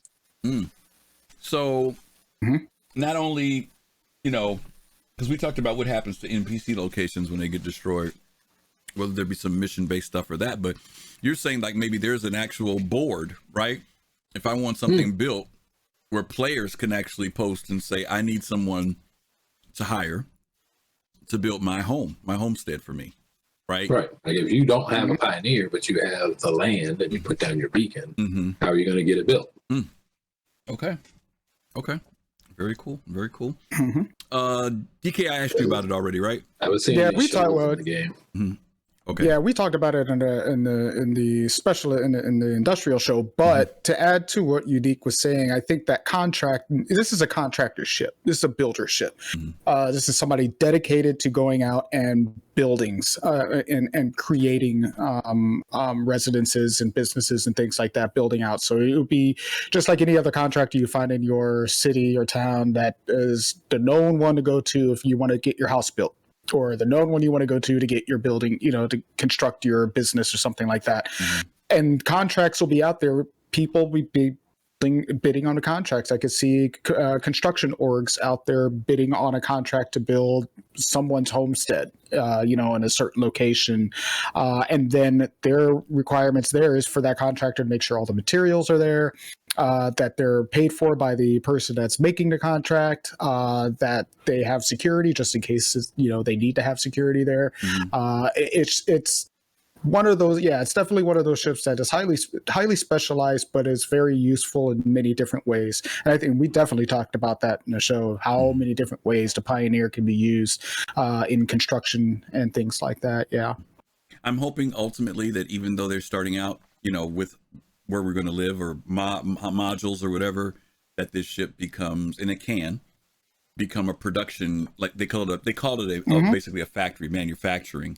So I hope that ultimately everything from solar panels to power generators to housing to antenna arrays, whatever, as long as you've got the blueprint for it, boom, it can produce it, and the materials obviously. So I hope that to Younique's point, if they expand out, you know, what this capability is, not just about building a hab, right, but all the other things that can be produced by players that can go into the game, then obviously this ship is going to be worth its weight in AECU. Okay. Or AUEC. AUEC. I got it all backwards. Or UEC. I can't imagine how much this would cost in UEC. I can't even begin to fathom what it's going to cost in that. Okay, we are moving right along here. Once again, welcome everybody. We are talking about specialized specialties, specialized ships, and specialized careers in Star Citizens, the ones that we are questioning whether they are very specialized, a little specialized, or not at all. And that was from KJL, Storm Marnson. I'm sorry if I slaughtered your name, but thank you for the follow. Whammer wants to say thank you too. We appreciate that. Thanks for the follow. Okay. The Whammer. No, we came back. The Whammer. Whammer's here. Okay. Let's move on to the next one. We don't have video for this because, you know, there are some ships out there where unfortunately there's no video for them, but we can still talk about the ships anyway. And this goes along with where we were at a few minutes ago talking about Argo, and that's the SRV. This ship popped up and a lot of people got excited about it. Some people were kind of like, it's not my thing.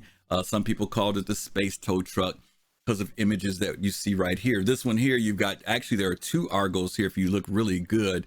The one in the foreground and one above, and they are towing looks like a Connie. In one of the other concept images we saw, there was a singular one and it was able to tow a Cutlass Black by itself. And they talked about the fact that you could be using these ships in conjunction as 2 or 3, like tow, what do they call them? Towboats are?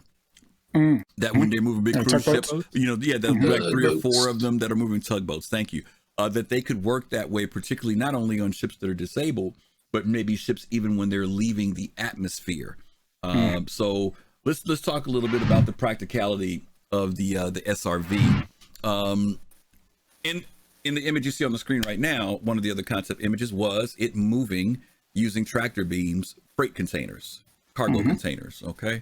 Let me start out with DK on this one. Do you own one? Interested in it? Not really your thing? What? I don't own one. I'm not interested in owning one. I definitely see benefit in having one around, and for the uses that I have for other ships, this actually might be important to have around, depending on what I need to do. So if I'm landing at a port of call and I got some heavy equipment that needs to be moved, then perhaps an SRV might be there to help or to guide in, if necessary, to move, to guide in a ship into a large, to a port of call that might be a little bit smaller than just trying to VTOL your way in. It might actually need to be towed in. There's just, and then, for the larger ships like the hulls, that is going to be very, very useful in moving those ships around, because in some instances, one person is not going to be able to get that ship to, dock. There are going to have to be multiple people on the aft and the bow and the port and the starboard sides looking out to make sure we don't hit anything, and have an SRV to guide it in carefully. Right. Right. Abdi, this image implies that either players or NPCs, and I would say players because it's a player ship, will be able to move cargo containers, right? And right now, in game, we have a cargo deck, right? But right now, even at refineries, we don't ever really physically see things being moved, right? We go to a console panel, we say we want to purchase this, that, and the other, and it magically appears wherever it's supposed to be with some hand wavium, and then we go. The whole C being introduced in the next patch, 3.16, right? Hopefully it'll come out that time. And those containers are going to be a factor, right? Tier 0 may be that, we can see the containers, but for right now, we see them and stuff just transports into the cargo decks. But we know they want to move toward the fact that people actually move these. They talked about in hangars, how we as players will be now loading our ships, right? We will be loading. Can people take a ship like this? And can I hire people? Because if I hire people to do this, it's going to actually expedite things getting in my ship versus if I just do the NPC way. Because they've said, if you got a big ship, like a hull D or a hull E, you aren't going to load up in 10 minutes. It's going to take a while. So is one way to expedite that hiring players using ships like this? Is that a way to get around that? Or do you think it'll just kind of be, well, if you pay more money, there'll be more NPCs, Or do you bring your own your own guys with their SRVs and you do it yourself, your own people? I think that Star Citizen will flex to have both options available, but I feel like the one that they'll want you to take will be the one where you actually get people helping you. Because I feel like that's something that Chris Roberts is super into, the idea of people playing together and making this feel like a lived-in world, even though 90%, I forget what the number is, but the 90% will be inhabited by NPCs or something like that. Right. But I think that, for stuff like this, you grab your mates, they get in the SRV, and then they transport things from one place into the other. Right, Governor, right. Sorry, that's my Chris Roberts. Sorry. All right. It's an immersive experience. It's immersive. But yeah, so I think that will be the one that they'll want to take. But I feel like NPCs will be just as viable, because maybe not as easy, but I don't know. It would be cool to see what they're thinking in terms of, you can hire fast and efficient people, but it'll cost more, or less efficient people and you'll save money, but it'll take more time. I'm curious to see how that aspect plays into it. Okay. Younique, earlier I referred to the fact that they talked about using these ships as a way to assist, and I think we were talking about leaving atmosphere with the bigger ships, right? Because people have already moaned about reclaimers and things like that. They take a long time to get out of atmosphere, right? Archipoo, thank you. Thanks for the follow. I love that name, Archipoo. Thank you. That's really good. That's good. Yeah. Man, how will we, will there be I'm going back to something you said, because you kind of hit on some gold with me. Will there be boards for a job board, right? So that if we need to get out at a certain time, I can go to a job board and say at 2 p.m. I'm going to need 2 SRVs. I'm willing to pay you guys to help me get out of atmosphere quick. Is that going to be a thing? Maybe. I would hope so, because I mean, right now it looks like the entire whole metaverse thing is engines moving boxes, for what I can tell. So I mean, that's the whole game right there.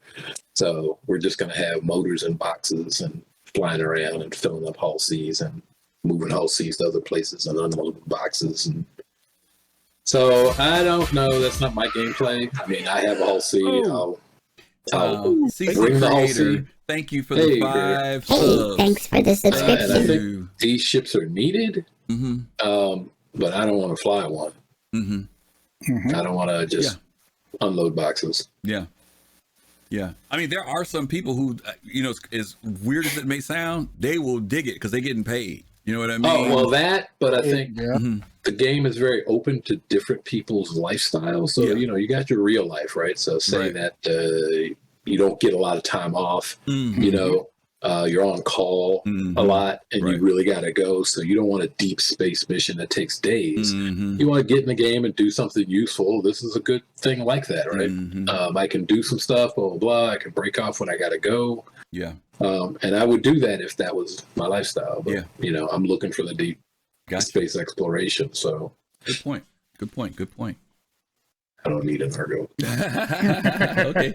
He says, I got deep pockets. I'll pay. I can pay folks for that. That's good stuff, though. Okay. I'll pay you to have your Argo. How about that? Okay. Let's take another quick look here. We've got a video that was graciously we were allowed to use from the folks over at Starjump.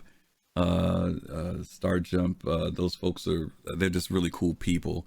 And it's Ender, Grim, and Starlet. And this is one of the videos that he worked on, I think, earlier this year. It might have been late last year. But it goes into our next ship, and that's the Genesis Starliner. The CIG doesn't have anything out there for it, but he put together a little something. It's very short, but when I saw it, I was slobbering. DK, I was slobbering when I saw this video. So let's take a quick look at it.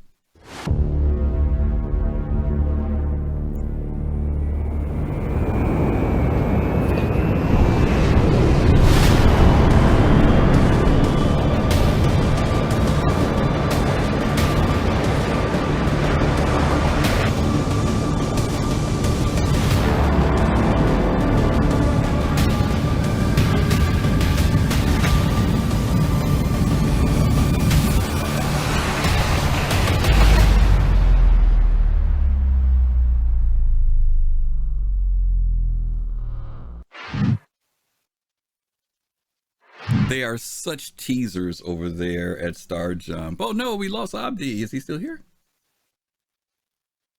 Uh-oh. Abdi, you still here? He's passed out at the amazingness of that video. The amazingness. I know. Is that what happened? He just passed out? I don't know. His Discord is lighting up, but we're not hearing him, so he may be having some internet issues.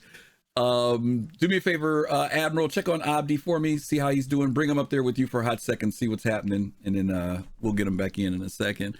Again, thank you, Starjump team, Starjump. You guys, that video is salacious. It's great. It's great. And DK has already changed his background to match up.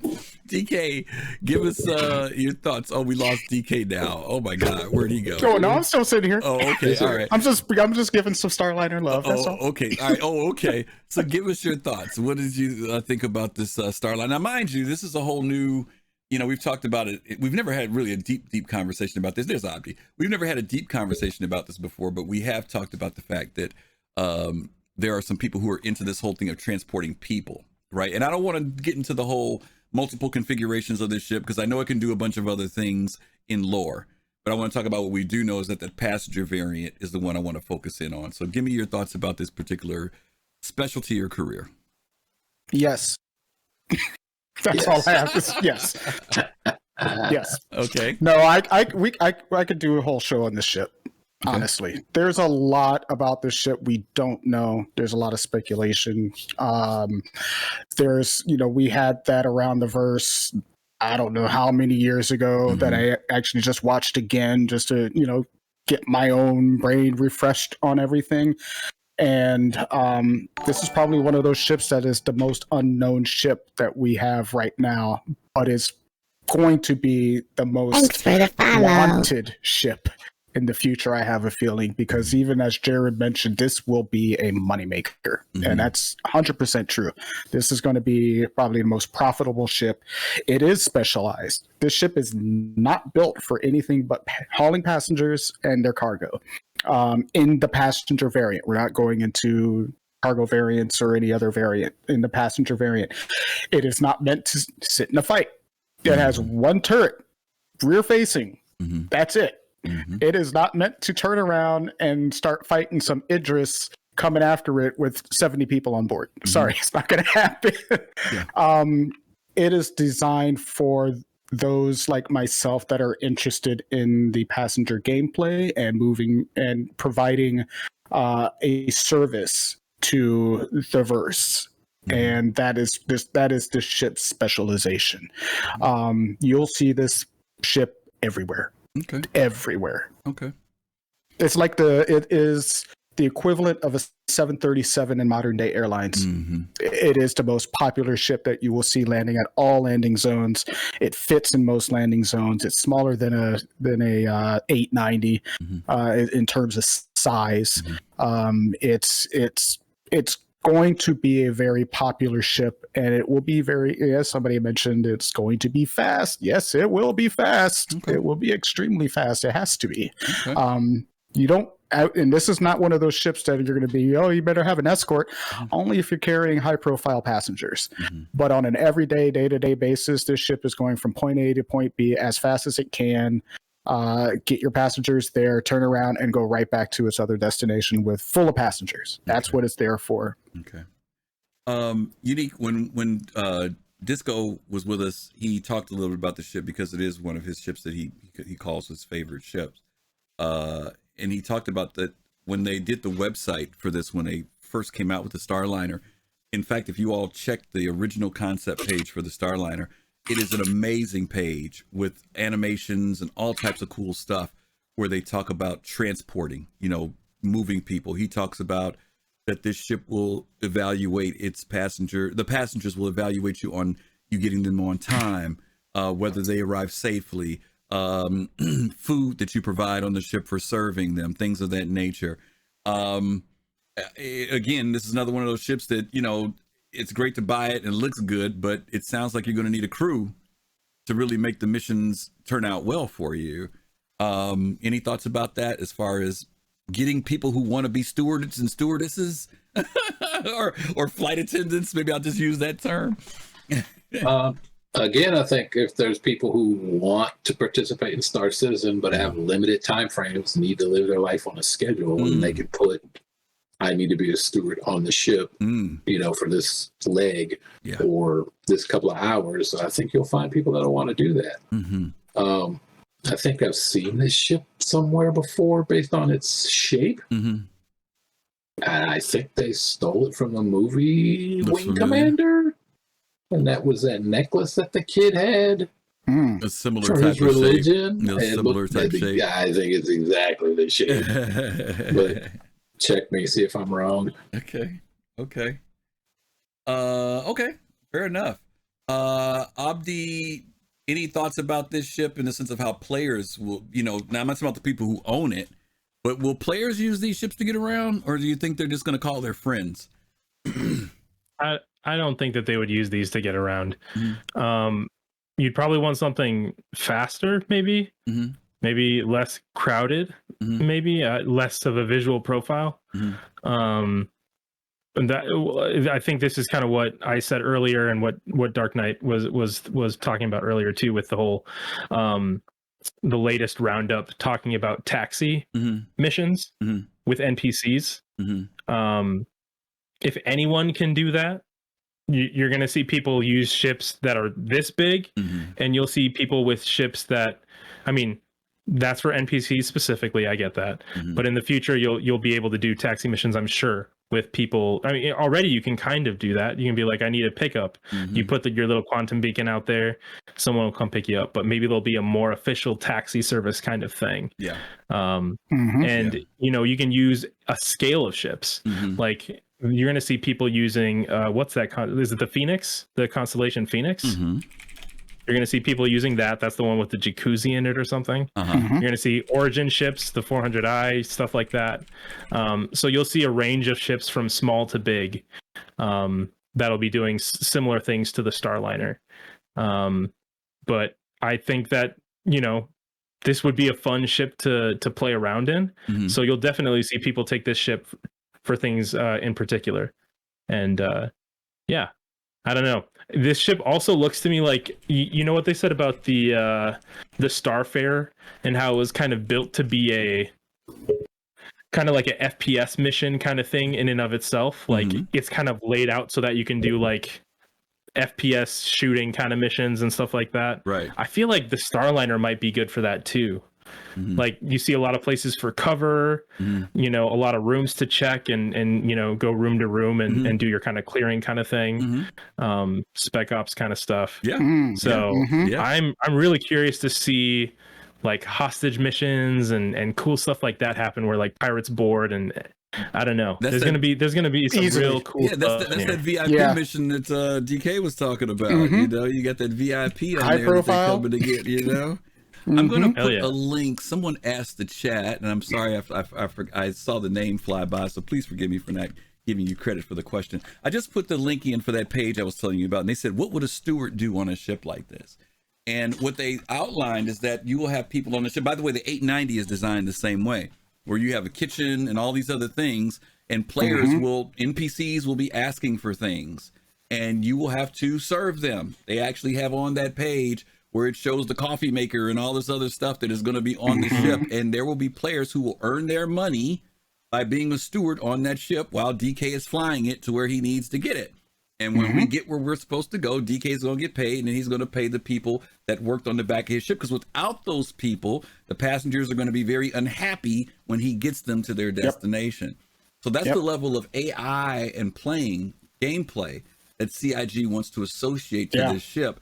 When those NPCs, remember when we saw the Microtech demonstration a little while back in the Valkyrie landing? And we saw Valkyrie. We saw the NPCs coming on and off of the ship. They're talking about something very similar to that, but these ships are passenger transport. But again, the Genesis Starliner can even be expanded beyond that. So that's Taxi Tier 0. Abdi. I got a question for you. Do you think when this ship comes out, all of that will come out at the same time, or do you think we'll see like a tier 0 version of this ship just being out there for taxing service, and then all of those like little like services come out eventually? Passenger transport could easily start now with ships like something like the Phoenix, you know what I mean, or the 890. This is taking it to that next level. So if they get it locked down on the lower level ships, then obviously they can move it toward these. Because if I'm sure you've noticed this, when you land at many ports, they actually have a terminal area for passenger transport. It's not in use. All the doors are closed, but they've got a counter and everything. So when you do want to, and let's use the example earlier I asked you about, will people use these? I might use these when there's nobody around to get to me. You know what I mean? If my buddy is 3 systems away and he says, Griff, I can come pick you up, but it's going to take him 20 minutes to get to me. But if I happen to be standing in that terminal and it says in 5 minutes, DK Dark Knight Airlines is leaving, I might be willing to drop 1,000 credits to save myself some time to jump on his ship if he's going to take me straight to my destination. So I think it's going to be a combination of both. Obviously, it's much easier when you get your buds to do it. But if your buds aren't on when you're playing, that NPC ship might be the means to get you, or that player who's running it might be the means to get you where you got to go. Taxi Tier 0 is going to be a big one when that comes through, because that's the beginning of it. That's the beginning of what we're going to see for passenger transport. And as that builds on, at some point in time, late next year, we'll probably see the Starliner. I'm not holding my breath, but we already see it on the roadmap. So it's coming along, and we'll hopefully get to see more concepts of the new design get a lot of use coming soon. It will, because not everybody can afford a ship that can go everywhere. You know, they're not, you know, deep pockets like Johan there. You know, almost every ship, two of every ship, that kind of stuff. People that just come in and have a starter ship, but they want to see plenty of the universe around. You know, you buy a ticket and you get taken to this other planet, or you get taken to a couple of other solar systems. You go see if it's worthwhile before you actually do it. So that's true. How do you get someplace if you get a mission and you're a spy and you got to get into there? You're going to want to get in on one of these Starliners to be incognito, right? You're not going to fly in some fighter or some sort of hawk. You know, I'm bounty hunting with this hawk. I'm coming into Pyro. You know maybe I'll come on the Starliner. Good point, because the economics can dictate that. Because, like you said, it might be cheaper and smarter to take this ship to transport somewhere. When I get there, rent me a bike or a vehicle, right, to go wherever I need to go. I mean, there's so many other options there, because I think most of us do think about, I'll just jump into my ship and I'll just fly and burn my fuel and I'll take my risk of getting my ship blown up, when all of a sudden I can minimize some of that risk by getting on Dark Knight Airlines, you know what I mean? And save myself maybe some aggravation, depending on what it is you want to do. Right. So there are pros and cons to all, you know, all those different sides. Okay. And one thing to add, if anybody's interested, there is a creator out there, and he's also in the on Spectrum a lot, is Sir Burticus, and he has put together some incredible videos of designs that he's come up with for 4 floor plans within the Starliner, and he's got like 3-4 different episodes that he's gone through and actually built out the interior using SCU specs and things like that from the actual game, to get a visual idea of how this could be laid out, how the modules could work, where, you know, how ingress and egress, all of the different things that are related to the ship. Because at the time, you were saying they didn't have the interior so much in mind when they designed the exterior at this time. Have you got a link for it, DK? Have you got a link for it? Yeah, let me drop in. The first one. People would be curious for it, and that way they can track it down. And then you can track the other ones, because it's a really good series. He's done a really good job with this designs, and he took a lot of thought, or put a lot of thought into it, based on what he knows. And obviously we don't know a lot, so. I'm thanks for the follow. Very cool. Who's that? Zero Skills 77. Thank you. And 100% Frosty again. Thank you as well. Okay. All right. Yes, Harky Poo. Case of beer on the gas pedals and wow. Thanks for the follow. Oh, Gypsy's Mojo. Thank you for the follow as well. Thank you. Thank you. Okay. We just had a few more ships to hit here. We're getting closer and closer to the end. This one is one that, man, you don't hear people talk about that much, because it's one of those ships where the mechanic isn't there and it's just a ship that's in the game. But it is the Anvil Terrapin, the Toidle, the Toidus. So let's take a look at that real quick, okay?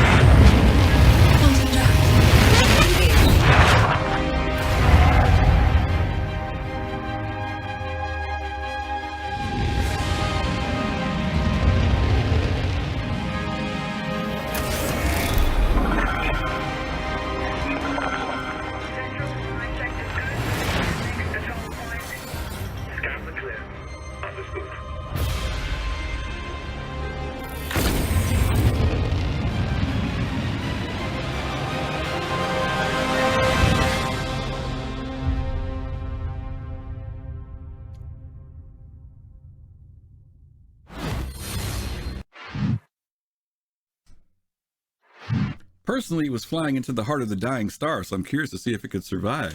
That is pretty cool. With that turtle shell, maybe. That turtle shell, maybe. Right? Yeah. Maybe. Let's talk about this ship a little bit, because there's been a little bit of a mix-up about what this purpose of this ship is, I think. Anybody want to talk about that a little bit, the Terrapin? Anybody who knows? I know, but I'm maybe put somebody else who knows about it. I could go into it for a little bit, Sure. because when I was looking at ships at a point in time, I was looking for something more exploration based. Okay. And I was looking at this and comparing it to the 315P. I know it's not even close, Right. but Mm-hmm. it's that it is a pathfinder. Mm-hmm. It is designed to go out and discover things to bring back, information to bring back, such as mining location. Find a way to, scouting out perhaps locations to build. Mm-hmm. It's almost like a scout ship, but in this case, it is more of a military scout ship as opposed to a common day scout ship, so say like the 315P. This is really more for military use in some ways. Maybe reconnaissance in a way, but it's not really a ship for photos and things like that, like the Mako is. That would be more reconnaissance. But I could see this one as being slightly, for reconnaissance to find out where things are and report back to base as quickly as possible, so that they can, plan what they're going to be doing from that case. At least that's my point of view. Okay. Geek Citizen and Ramar both said something. Ramar says it's stealthy, and Geek Citizen says it's a tank, and it is a stealthy tank. That's exactly what it is. That's it. It's got extended shields and armor to it. It has this capability of scanning, which we still don't know exactly what that is yet. If we were to go by the trailer, we saw that it was hidden near an asteroid. It was scanning. It caught the transmissions of a group of ships that flew by and proceeded to follow them. It's also included, though, in the exploration pack as one of the ships that you get. So as a Pathfinder, as you mentioned, it is also there for some form of exploration, right? Abdi, I'll go to you on. Oh no, let me go to Younique on this one. Any thoughts about this ship? Again, this is another one of those. To me, I was similar to like the Mantis. I think you got to have some patience and want to do stuff like this. This isn't about going in guns blazing, but being very strategic. Any thoughts about the Terrapin? No, I think it's, like you said, it's much more of a tank, more heavy duty, definitely leaning towards the military. But I think any kind of deep space exploration needs heavier armament and things. You're out there by yourself. You got to be able to take a hit and keep on moving on. With some repairs, you can't just be shot up and explode on the first, pebble that ricochets off your canopy or anything like that. So I think it fits a couple of roles with the military and with deep exploration. So I think it's good for both. Right. But I think you're going to be surprised about the scanning. I think it's probably more like an AWACS type scanning, picking up tons of signals. Yeah, good point. Those back. That's what I hope that its kind of gameplay is with that. Yeah. And more deep space will be listening for deep radio signals coming from planets and solar systems and stuff. Finding wormholes, maybe. Abdi, any thoughts on the Terrapin? Yeah, just kind of going off what Younique was saying. This sounds to me almost like what they were talking about with what is it called when you send out the little remote the little remote drones, yeah. Like how they were talking about using remote drones to kind of give you better visibility as to what something actually is. Probes, yeah. So yeah, probes. That's what I'm talking about. Probes. Thanks, Jade. Like the idea is that you would, maybe this ship is kind of similar to that, where you send this, you know that there's like a very hot remote signature that you see, but you don't know if it's one ship or if it's a fleet of ships. And that's really important data.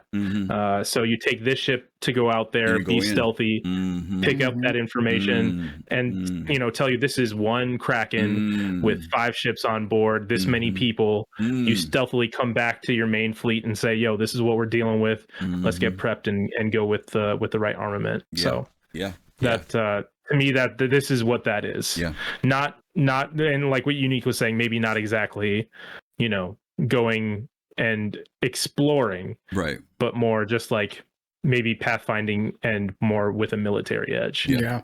That's why I kind of compared it to both the 315 and the Terrapin and the 315 because they're both stealthy ships. I'm not sure that the Terrapin comes stock with stealth equipment. I know the 315 does. If I'm remembering correctly, DK, and someone in chat may have to correct me on this. I think if I remember about the Terrapin, its uniqueness was because of it being called the Turtle, that it actually can contain its heat signature when it closes up and opens. I think there was something weird about that, about being able to, that's part of the stealthiness of it, in that when you're in one mode, it's less, you know, it's more stealthy. And then like when it opens up, it's another one. It's something about that. And maybe somebody, Lefty says correct. It's something about that that has to do with that. And I do like what Abdi said about it, is the fact that, once you put those probes out there and you say, we know there's something out there, here's the ship that can go in and give us those details, like you said, that actually can read specifically and then report back, like you said, with the pathfinding thing. This is what was, out there in space. And by the way, Unique's right. It has a bed on this ship, if I'm remembering correctly. So it is designed for when you go out there, that you can stay out there and you're not having to necessarily, run back and forth, which is important. Nice. It does important. Thanks for the follow. Wow, who's that? Rivals. Thank you for that follow. Thank you. Yeah, the Terrapin. Yeah, this seems like another one of those, like when Pyro comes around, maybe it'll get more use kind of things. Yeah, definitely. I'm putting the trailer back up again. I'm sorry I didn't have it running while we were talking, but here's another interesting thing about this ship that Disco shared with us, was that he didn't like this ship when it first came out. I actually shared this on Paul's show. He said that when he first saw it, he was not impressed by it at all, but as time went by, he started to like it. I actually like this ship just because it's different. I have flown it several times just because of the VTOL. It's I can jump in it by myself, go where I want to do. It flies well. As weird as you would think as it wouldn't, because it's this weird shape. But I can't wait to see what the mechanic is that they build into this, because you still got that scanning chair behind you. Now I know you could probably solo work it, but obviously it'd be great if you had two people in there where someone can focus in on what you're scanning while somebody else is different. Because I don't know if I'd want to, unless I put myself on the side of an asteroid, I don't know if I want to get out of the seat and go back there, because I feel like I'm vulnerable. But again, it'll be interesting to see what CIG comes up with for a game mechanic for that. Okay, we are down to the last two ships, gang. You guys have hung with us. Thank you all so much for being with us tonight. I decided to pull this ship out of nowhere because I said, nobody's gonna think of this ship. Nobody's gonna think of this ship. And I said, I'm gonna pull this ship out and fool some people. So we're gonna take a look. This is a video that was created by someone in the community, because CIG doesn't have anything on this ship, but there are credits on here for who it is. We'll put the link in so you guys can check it out if you want to. But here we go. Let's take a look at this next ship, which I think is an amazing ship.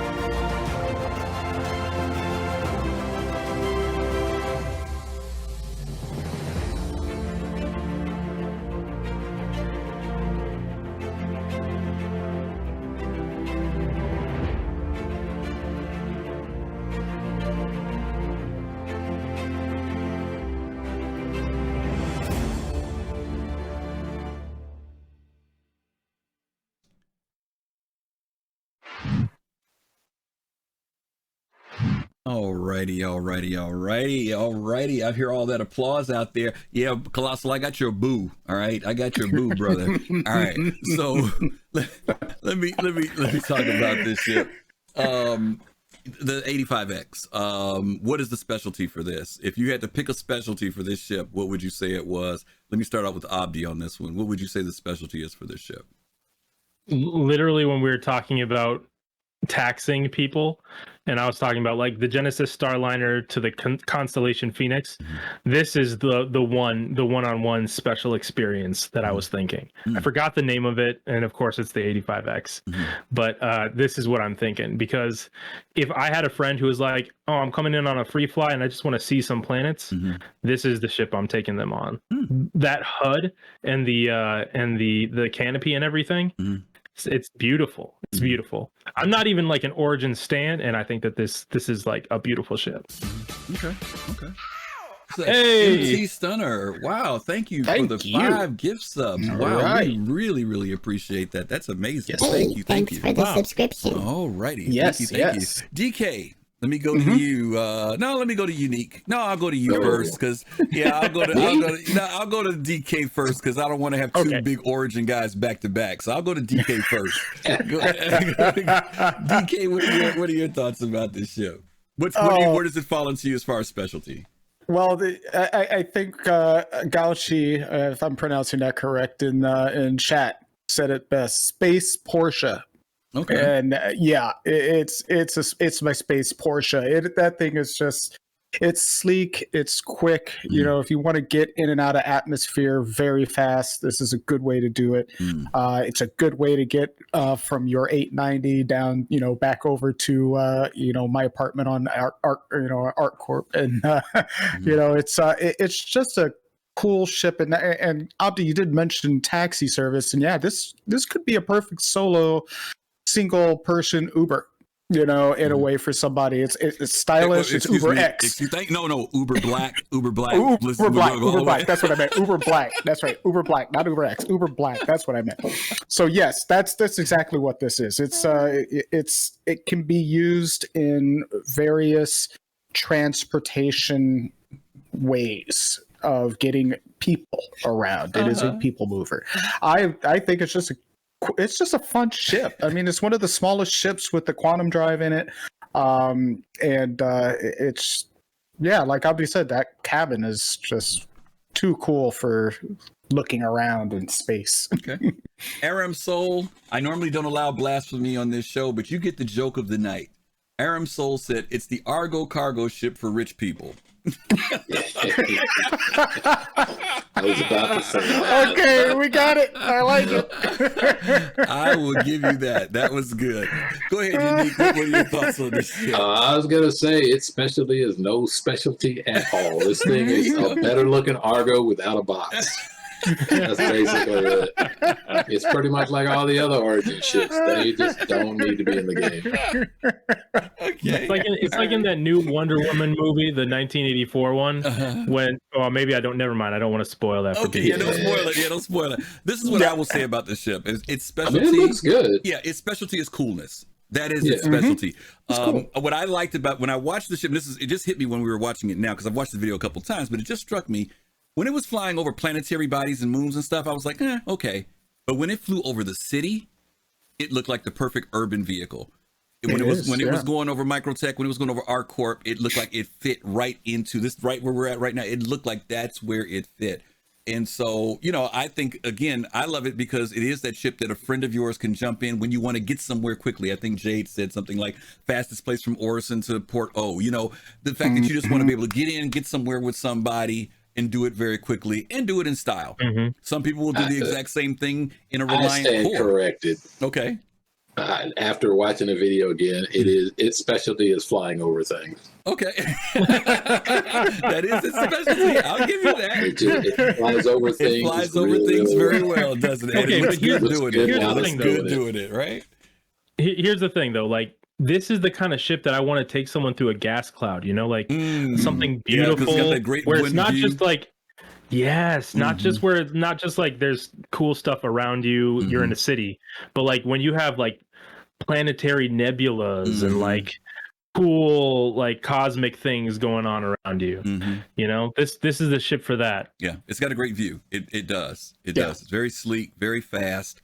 Something you and another person can jump into and roll, and man, like I said, and look So good. And to someone else's point, I was kind of you have on when you're doing this.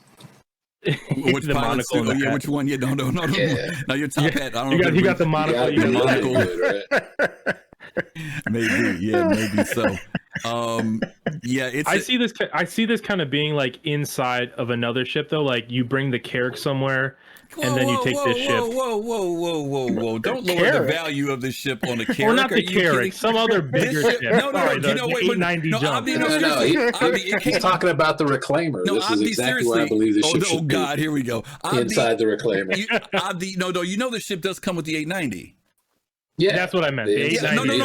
I mean, it comes with the 890. It literally in the beginning came with the 890 because it was a part of the origin thing. It was the show, and actually, you know, I like it in the sense of like, you know, if the 890 docks and or you know you're in orbit and you get in the ship to go down to a planet's surface. I always wish that's what I'm talking about. I don't care about the ship, you bring it in, but that's what I'm talking about. Yeah. No, I actually wish that they would make another ship that's a little bit larger to do the same thing for shuttling. Like that would hold 4 to 6 people.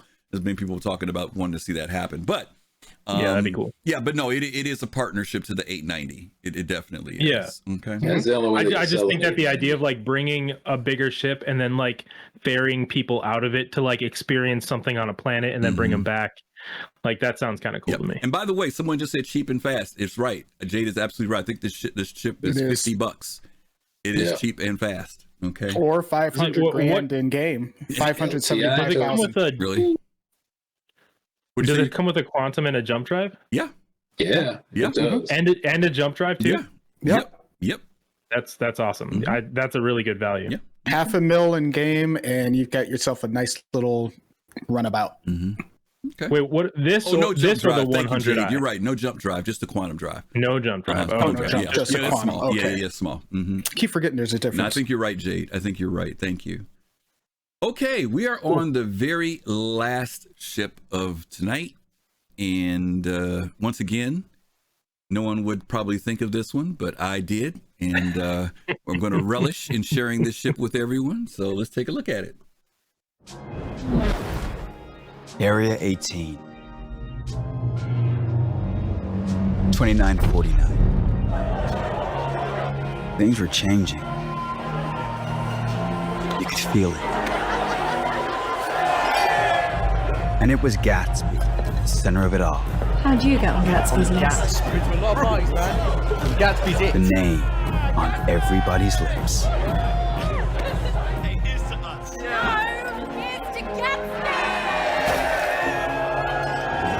You never knew where Gatsby might head off to next, but that was half the fun.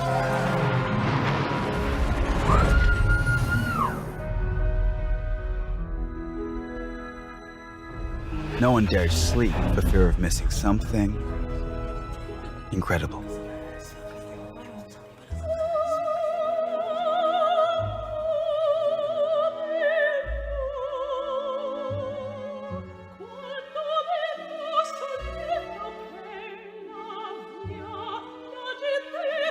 In Gatsby's world, nothing was off limits. Unless you were trying to crash the party.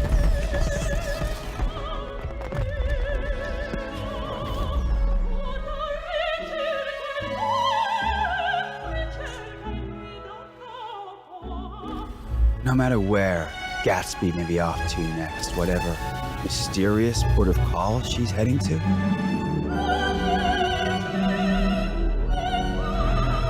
the next time I see her, won't be soon enough.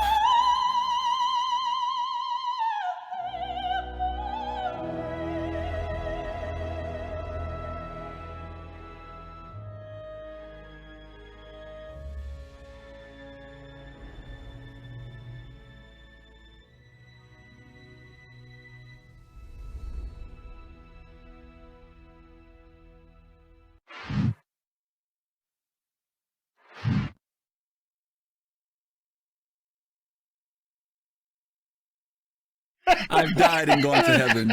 I saw that. I saw that. So good. So good. Okay. Oh my goodness. Right. In all seriousness, 890 Jump, ship that has had a lot of love, a lot of hate, a lot of what the heck is this thing doing in a space game? Let me start off with Younique this time around, and I know Younique, you said some things already. What are your thoughts about this ship as far as a specialty? Who's the person that this ship really, goes for in this game? You, just you.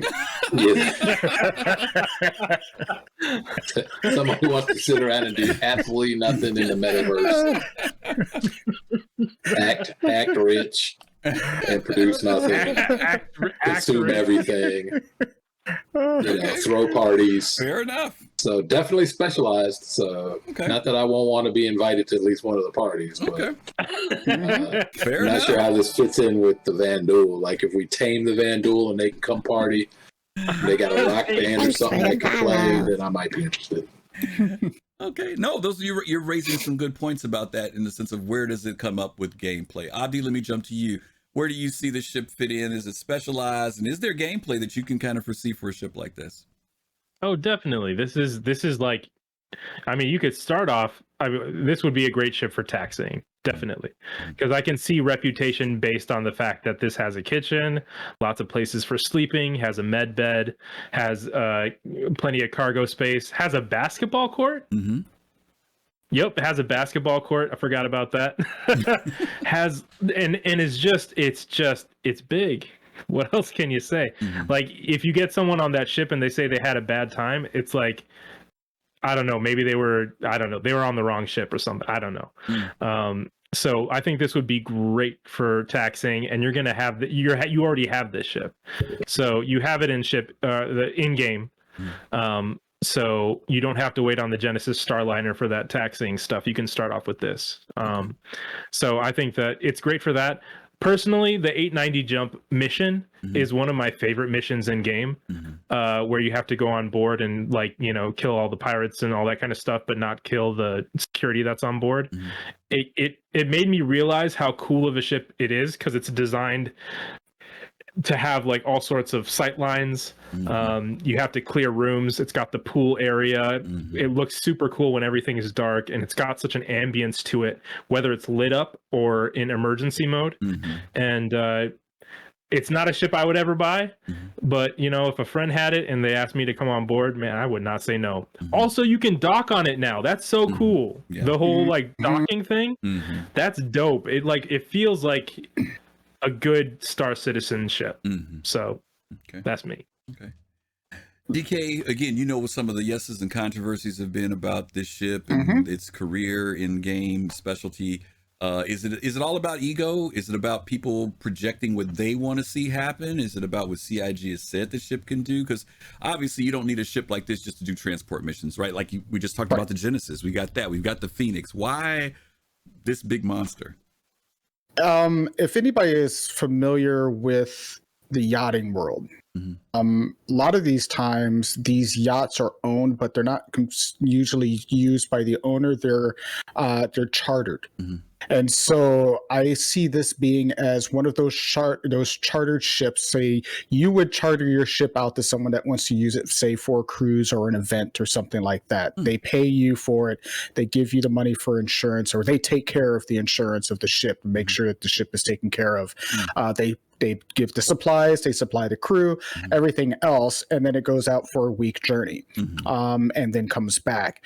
Or it's more like a luxury cruise ship. I mean, it's you get a few people on board. Most likely, you're going to be NPCs that are going to pay for it, for the rooms, and then you take them to a sightseeing location or something like that. I think it was in the Aroundiverse. They were talking about the Starliner and the 890.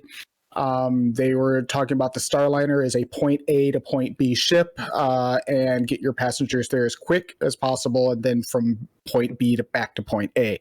The 890 is a point A to point B maybe, but we're going to take a longer path around there. We're going to look at this moon and maybe fly by this particular place, and we're going to turn the ship so you can have the overhead looking over at this particular planet, this and that, and then maybe we'll go to point B, or maybe we're just going to go back to point A. We're just taking a cruise.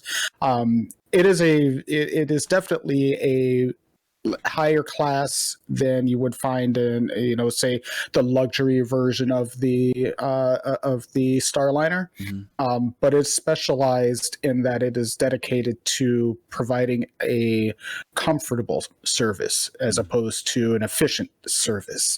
And you got everything on board to treat your VIPs, those high level passengers that I had on my Starliner. Probably be better off on the 890 and not sitting with all of those people that are in the economy section that they have to rabble? The rabble, the plebes, the rabble. DK, like Origin, if it was a real company, they should hire you. That was extremely well said. I'll work for them. As long as I get that demo 600 that they got. Thanks for the follow. Hell yeah, that's the sign-on bonus. I'll put a few thousand kilometers on it, or a few million. Zenizier, I hope I'm saying your name correctly. Thank you so much Thank for following you. us. And Mobster SC, thank you as well for the follow. Mad Style, thank you for the resub, buddy. We haven't seen you in a bit. It's always glad to have you here. And MT Stunner, thank you again for those 5 subs. Let me drop 2 things on you guys to tell you some practical things that I think that would be great for this ship. One of them being, last year, Daymar Rally invited some of us to be able to board 890 jumps and watch the Daymar race. Now, let me tell you what was cool about it. Because, a lot of us watch it on stream. What we had to do was we had to meet up at a certain time, at a certain, station, dock, get on a person's 890. They had a pilot already set there. There were guests, about 8 of us that were on that ship, because they had to, because of the server size, there were only so many people, but there was like at least one 890 per server. Okay. We got in the ship, took off. Everybody, and then someone mentioned this in chat, this is going to be great for role players. Everybody came out of suits and flight suits and put on clothing, right? Everybody had a drink. We watched as we took off out of, I think we left, I want to say we left out of Microtech's hangars, and we flew to Daymar, had some great time talking across chat and everything. Then everybody went to that front where the boardroom is, right? And we went there and we watched as we approached the Daymar rally. Now, I'm going to tell you, this was amazing. Was we were coming in, we could see all of the transport ships that were on the ground that were delivering the vehicles, and we could see the vehicles all coming out. And we stayed there until the race began, right? And then once the race began, they did something that I did not expect. We took off, we went up and watched the race, and what they did was invert the ship upside down. So that we were in the back area with the glass ceiling, and we were able to watch the race. And he followed in orbit, followed the race. And when nighttime came and we were going through the dark, you could watch all the headlights on the vehicles and see the race clearly from inside the 890. It was 3 hours of the coolest thing.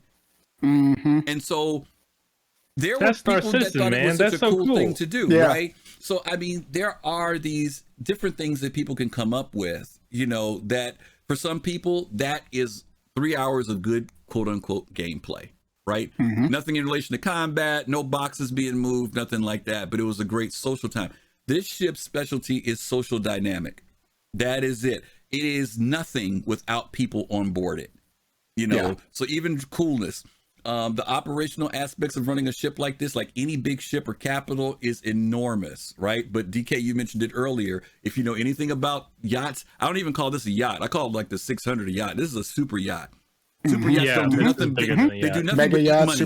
They do nothing but eat money. So don't look at this ship as making money. It is a money eater. That's all this ship does. It is a money eater. When you fire up the engines, it's burning money. When you take off through orbit, it's burning money. Don't complain about, I spent so much hydrogen getting out of atmosphere. That just comes with the turf with a ship like this, as far as I'm concerned. That's what you're talking about with the whole charter thing. You are chartering, you are hiring, other people to crew it, to be on it. Yeah, for sure. I'm not hiring other people to crew mine. I will provide, if you're chartering my ship, you're hiring my crew. You know what I'm saying? I may not even be on the ship, but you're gonna hire my crew, you know, or whatever, Right. and you're gonna pay for the fuel and all that. I'm gonna make sure you have a good time. That's right. That's it. I'm gonna make sure you have a good time and you get where you got to go safely. By the way, if you notice, the 85X was in that commercial, and that was the other thing I wanted to talk about was the fact that how that ship becomes a part of the experience as well, right? When you go somewhere, they talked about this in CIG, and I'm gonna move on after this because it's the last ship. They had told us at one point that there will be certain locations in the Star Citizen universe that, depending on how you roll in, is how you will be received. There are resort planets. There are some places you can't even go unless you roll up in an 890 or a 600i because it's exclusive. So there are going to be gameplay dynamics as to why you would go certain places. Maybe that place is a quote unquote, you know, space Las Vegas, right? Where in order to stay at a certain place, you got to come in at a certain level. There's a great video, and I don't want to give too much of this away because the guy who did this video, I am just blown away by what he came up with in relation to luxury career. But he talked about how luxury career could be built around reputation and how people who own luxury ships, you can do things to gain reputation. Doing things such as simple as there is an event at this certain moon. And if the people with 890 ship owners go there and attend that event, they gain reputation. And that builds over time. DK, do me a favor, mute. Your crumbling is going through. Oh, sorry. I was giving my dog a treat. No problem. So there are things that you can do to build reputation in a different way than how we normally would build reputation, either with guilds or things like that. So there's a lot of cool stuff that could come out of this. I think that the problem is that this idea of luxury has never been done in a game in a serious way. And I think that once people see it, they're going to say, okay, that's cool for those people that want to do that stuff. That gives them something else to do that maybe they're not into delivering boxes or transporter conduct, but they like that. And let's admit it, there's a little bit of ego involved in it too, right? Okay. So yeah, that's it on our ship. Go ahead, Abdi.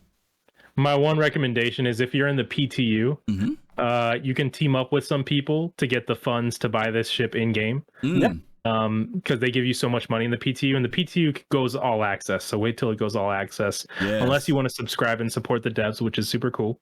But I would say, get this ship in the PTU and take a tour of it when there aren't a lot of dead people around. Because when you do the you went mute. We lost Abdi's audio. Yeah, we lost your audio for a second. You didn't do anything; it just went. So something might be your internet. It might be your internet. But let me throw this in here while we're waiting for Abdi to come back with the 890. I'm waiting to see people actually have opera concerts on board their 890 while they're getting fired at by I don't know how many other ships, and the turrets are going off and everything else, and she's still sitting up there singing opera. I want to see that. Well, that's fireworks for the guest point of view. I guess, fireworks, right? Fireworks for the guest. So. Boom, boom, boom. Oh, look at that. Somebody just got blown up. Yeah, okay. Isn't that great? Here's my wine. Isn't that special? Okay. Yeah, Fifth Element style, right, Harky Poo? Exactly. Yep, Lost in Paradise. Exactly. All right. Well, listen, that was the last ship that we had. We had no viewer questions, weirdly enough. I'm sorry if you guys put questions in chat. I'm sorry if we missed them, but we wanted you all to use the viewer questions area, but we don't have anything there unless you want to put something in by hitting the little eclipse underneath the chat box there. But we covered a lot. We covered the Crusader Ares Inferno, the Anvil Hawk, the RSI Mantis. We covered the Reliant Mako. We covered the MPUV, both the cargo and personnel variants. We covered the Pioneer. We covered the SRV, the Genesis Starliner, the Terrapin, the 85X, and the 890 Jump. So we covered a lot of ground tonight. A lot of unique ships that, for the most part, we do feel kind of have like a special place in the Star Citizen universe, and certain people who will enjoy those. November 1, can you take out a Pioneer with an EMP while it's in high atmo? You know, the tough thing about answering questions like that, number one, is the game is not balanced. There are things that there are times you can do things in the game, and then CIG will come in later on and it won't do it. EMPing was one of those things. Most times when you EMP, you have to do it multiple times before you finally can get a ship really impacted where you shut it down completely. And so it also depends on the type of EMP device you're using, what level power it is. There's a whole bunch of variables that could be in there. I don't think they're going to allow you to do that to a capital ship that easily. Not to a capital ship. And the Pioneer is considered a cap. So you can't take your Avenger with its EMP, or you can't take a Raven with its EMP and hit it once or twice and figure you're going to make it fall from the sky. I think that might be a little bit much. We do have a question in our viewer question area from Raymar, who says, why is Raymar the best chatter? Because Raymar is always here chatting. I think that's why. That's true. We're always happy to have you here, Raymar, and everybody who was here tonight. We really appreciate you guys hanging out with us, except for my buddy Colossal, who booed my origin video. I'm not happy about that by any means. I'm not happy about that by any means. Oh wow, we had what's that? Black Raven for you. Thank you. Hey, we got a question, thank you. and Tim Hyder, thank you for the subscription for 1 month. We appreciate that. Thank you so much. We got another question that did come up, and that question was, how about the construction that likes the RSI Phoenix? I'm not sure, Black Raven. Do me a favor and clarify that in chat for me when you say the construction about that likes the RSI Phoenix. Can you give me some clarity on that? Oh, the constellation. Okay, how about the constellation Phoenix? Yeah, I didn't go into the Phoenix only because it's so similar to the other constellation ships in the sense of that it can hold cargo and all that other good stuff, that it's just a cleaner version of that, if that makes any sense. It's just a little more classier upstairs. But true enough, it could be considered as a transport ship. I think that's what a lot of people will use it for. Some people have talked about using the Phoenix even as a rolling headquarters for their org. And back in the day, people used to talk about the 890 and stuff, but people have talked about the Phoenix because it has defensive capabilities, would be a better ship for doing operations out of. So, we'll see. Another question that number one asks is, are the Hawk's guns only on the wings? Does that make it more vulnerable with similar ships? I think that there's ships like that. There's ships like the Anvil, what's the Mosquito? The Anvil ship. Not the Hurricane, the other one. The Buccaneer. I'm sorry, the Drake Buccaneer. Drake Buccaneer. They have those same concerns about ships that have just the guns on the wings and whether that will make them vulnerable. I think Abdi's point on that, Abdi, you said it earlier, a good pilot, right? And good pilots are aware of that how important those weapons are on their wings. Now, of course, it could happen, and we'll have to see what CIG does, because hopefully CIG does more to that ship than just the guns that are on its wings, like the EMP. It still go back to like Slave One. Remember Slave One had those really cool EMP missiles that flew out from it and did the boom, and not EMP, they were the shockwave things. Remember that? What are they called? Yeah, I do. I can't think of the term. Jango Fett used that. Yeah. Aram Soul, thank you for that Prime sub. Thank you so much. Awesome. But who knows what they could develop with the ship to make it, just in case, because you don't want to be totally contingent upon those guns. I get that. Next question. Plans for splints for broken legs. Well, we did our medical show a few weeks ago, so that's a whole nother subject about whether people can walk. We got through this whole thing about people walking, whether it's a splint putting the gun on your side or nanotechnology. We went through all of that. Who knows? I don't know. Another question here. The Mantis, useless CIG extend, until CIG extends the dampening of the ship, it has very little use. Lou Hodo, thank you. Yes, we talked about the limited size of that sphere when it pulses out. And so, we think they're, it's going to get tweaked, right? We know that they're going to have to expand that. We hope that that's what's going to happen, is that they're going to make those bubbles a little bit bigger, because otherwise you've got to use multiple ones. But again, it's designed to be in traffic lanes. I don't think you're going to ever see it get to a point where it's like 100, kilometers. I think I think it's 10 now. I think is what it is. But I can't remember. I have a question. Yeah. How do they know what's coming through the shipping lane? Is there some kind of a HUD, or you just throw the snare out there and leave it on? Hey, you throw the net out there and whatever you get. Unless somebody, now what you could always do is you could always have somebody who's monitoring, like when people come out of, or come up from where they're departing, and you can say, because you can kind of eyeball what direction people are going on a jump. Now maybe they can radio out to your person who might be 100 kilometers out and say, hey, there's a this, that, and the other, a caterpillar, he's taking off. It looks like he's headed toward Daymar, and you're lined up with Daymar, right? And then maybe you could catch him. Maybe. Because then it's still, again, that's why it has to be pretty wide, because leaving from a space station, it's got to be wide enough that no matter where they leave from, you can catch them in that traffic lane. Okay. But it's, it's hard to say. We'll see. Yeah. last question we have here says, with the lack of specialty medical ships or vehicles in the game, is it too early for medical gameplay?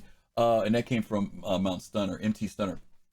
We kind of talked about this. Younique had to duck out. You guys say goodnight to Younique because he told me he had to leave tonight. He's got to get up early in the morning.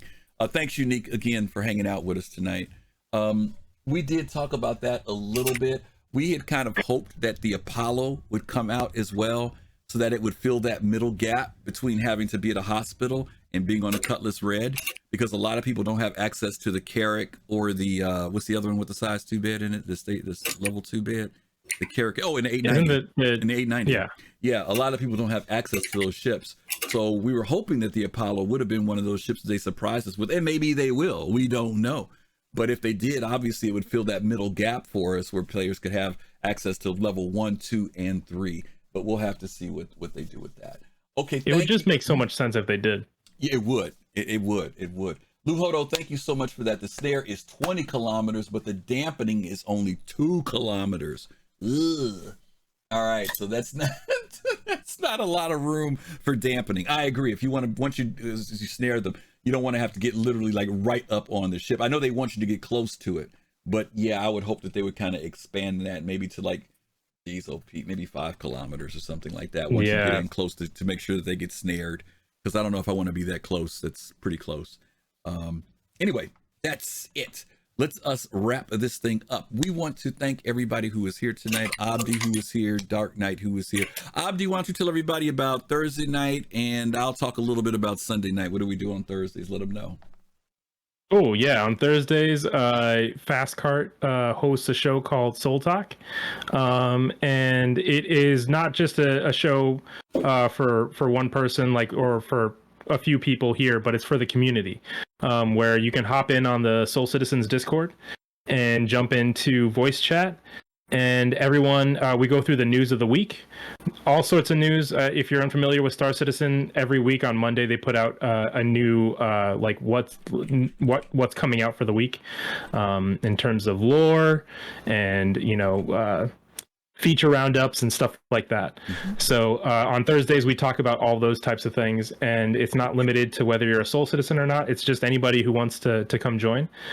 Just join the Discord. Which I'm sure will be, there it is, Nightbot put it there.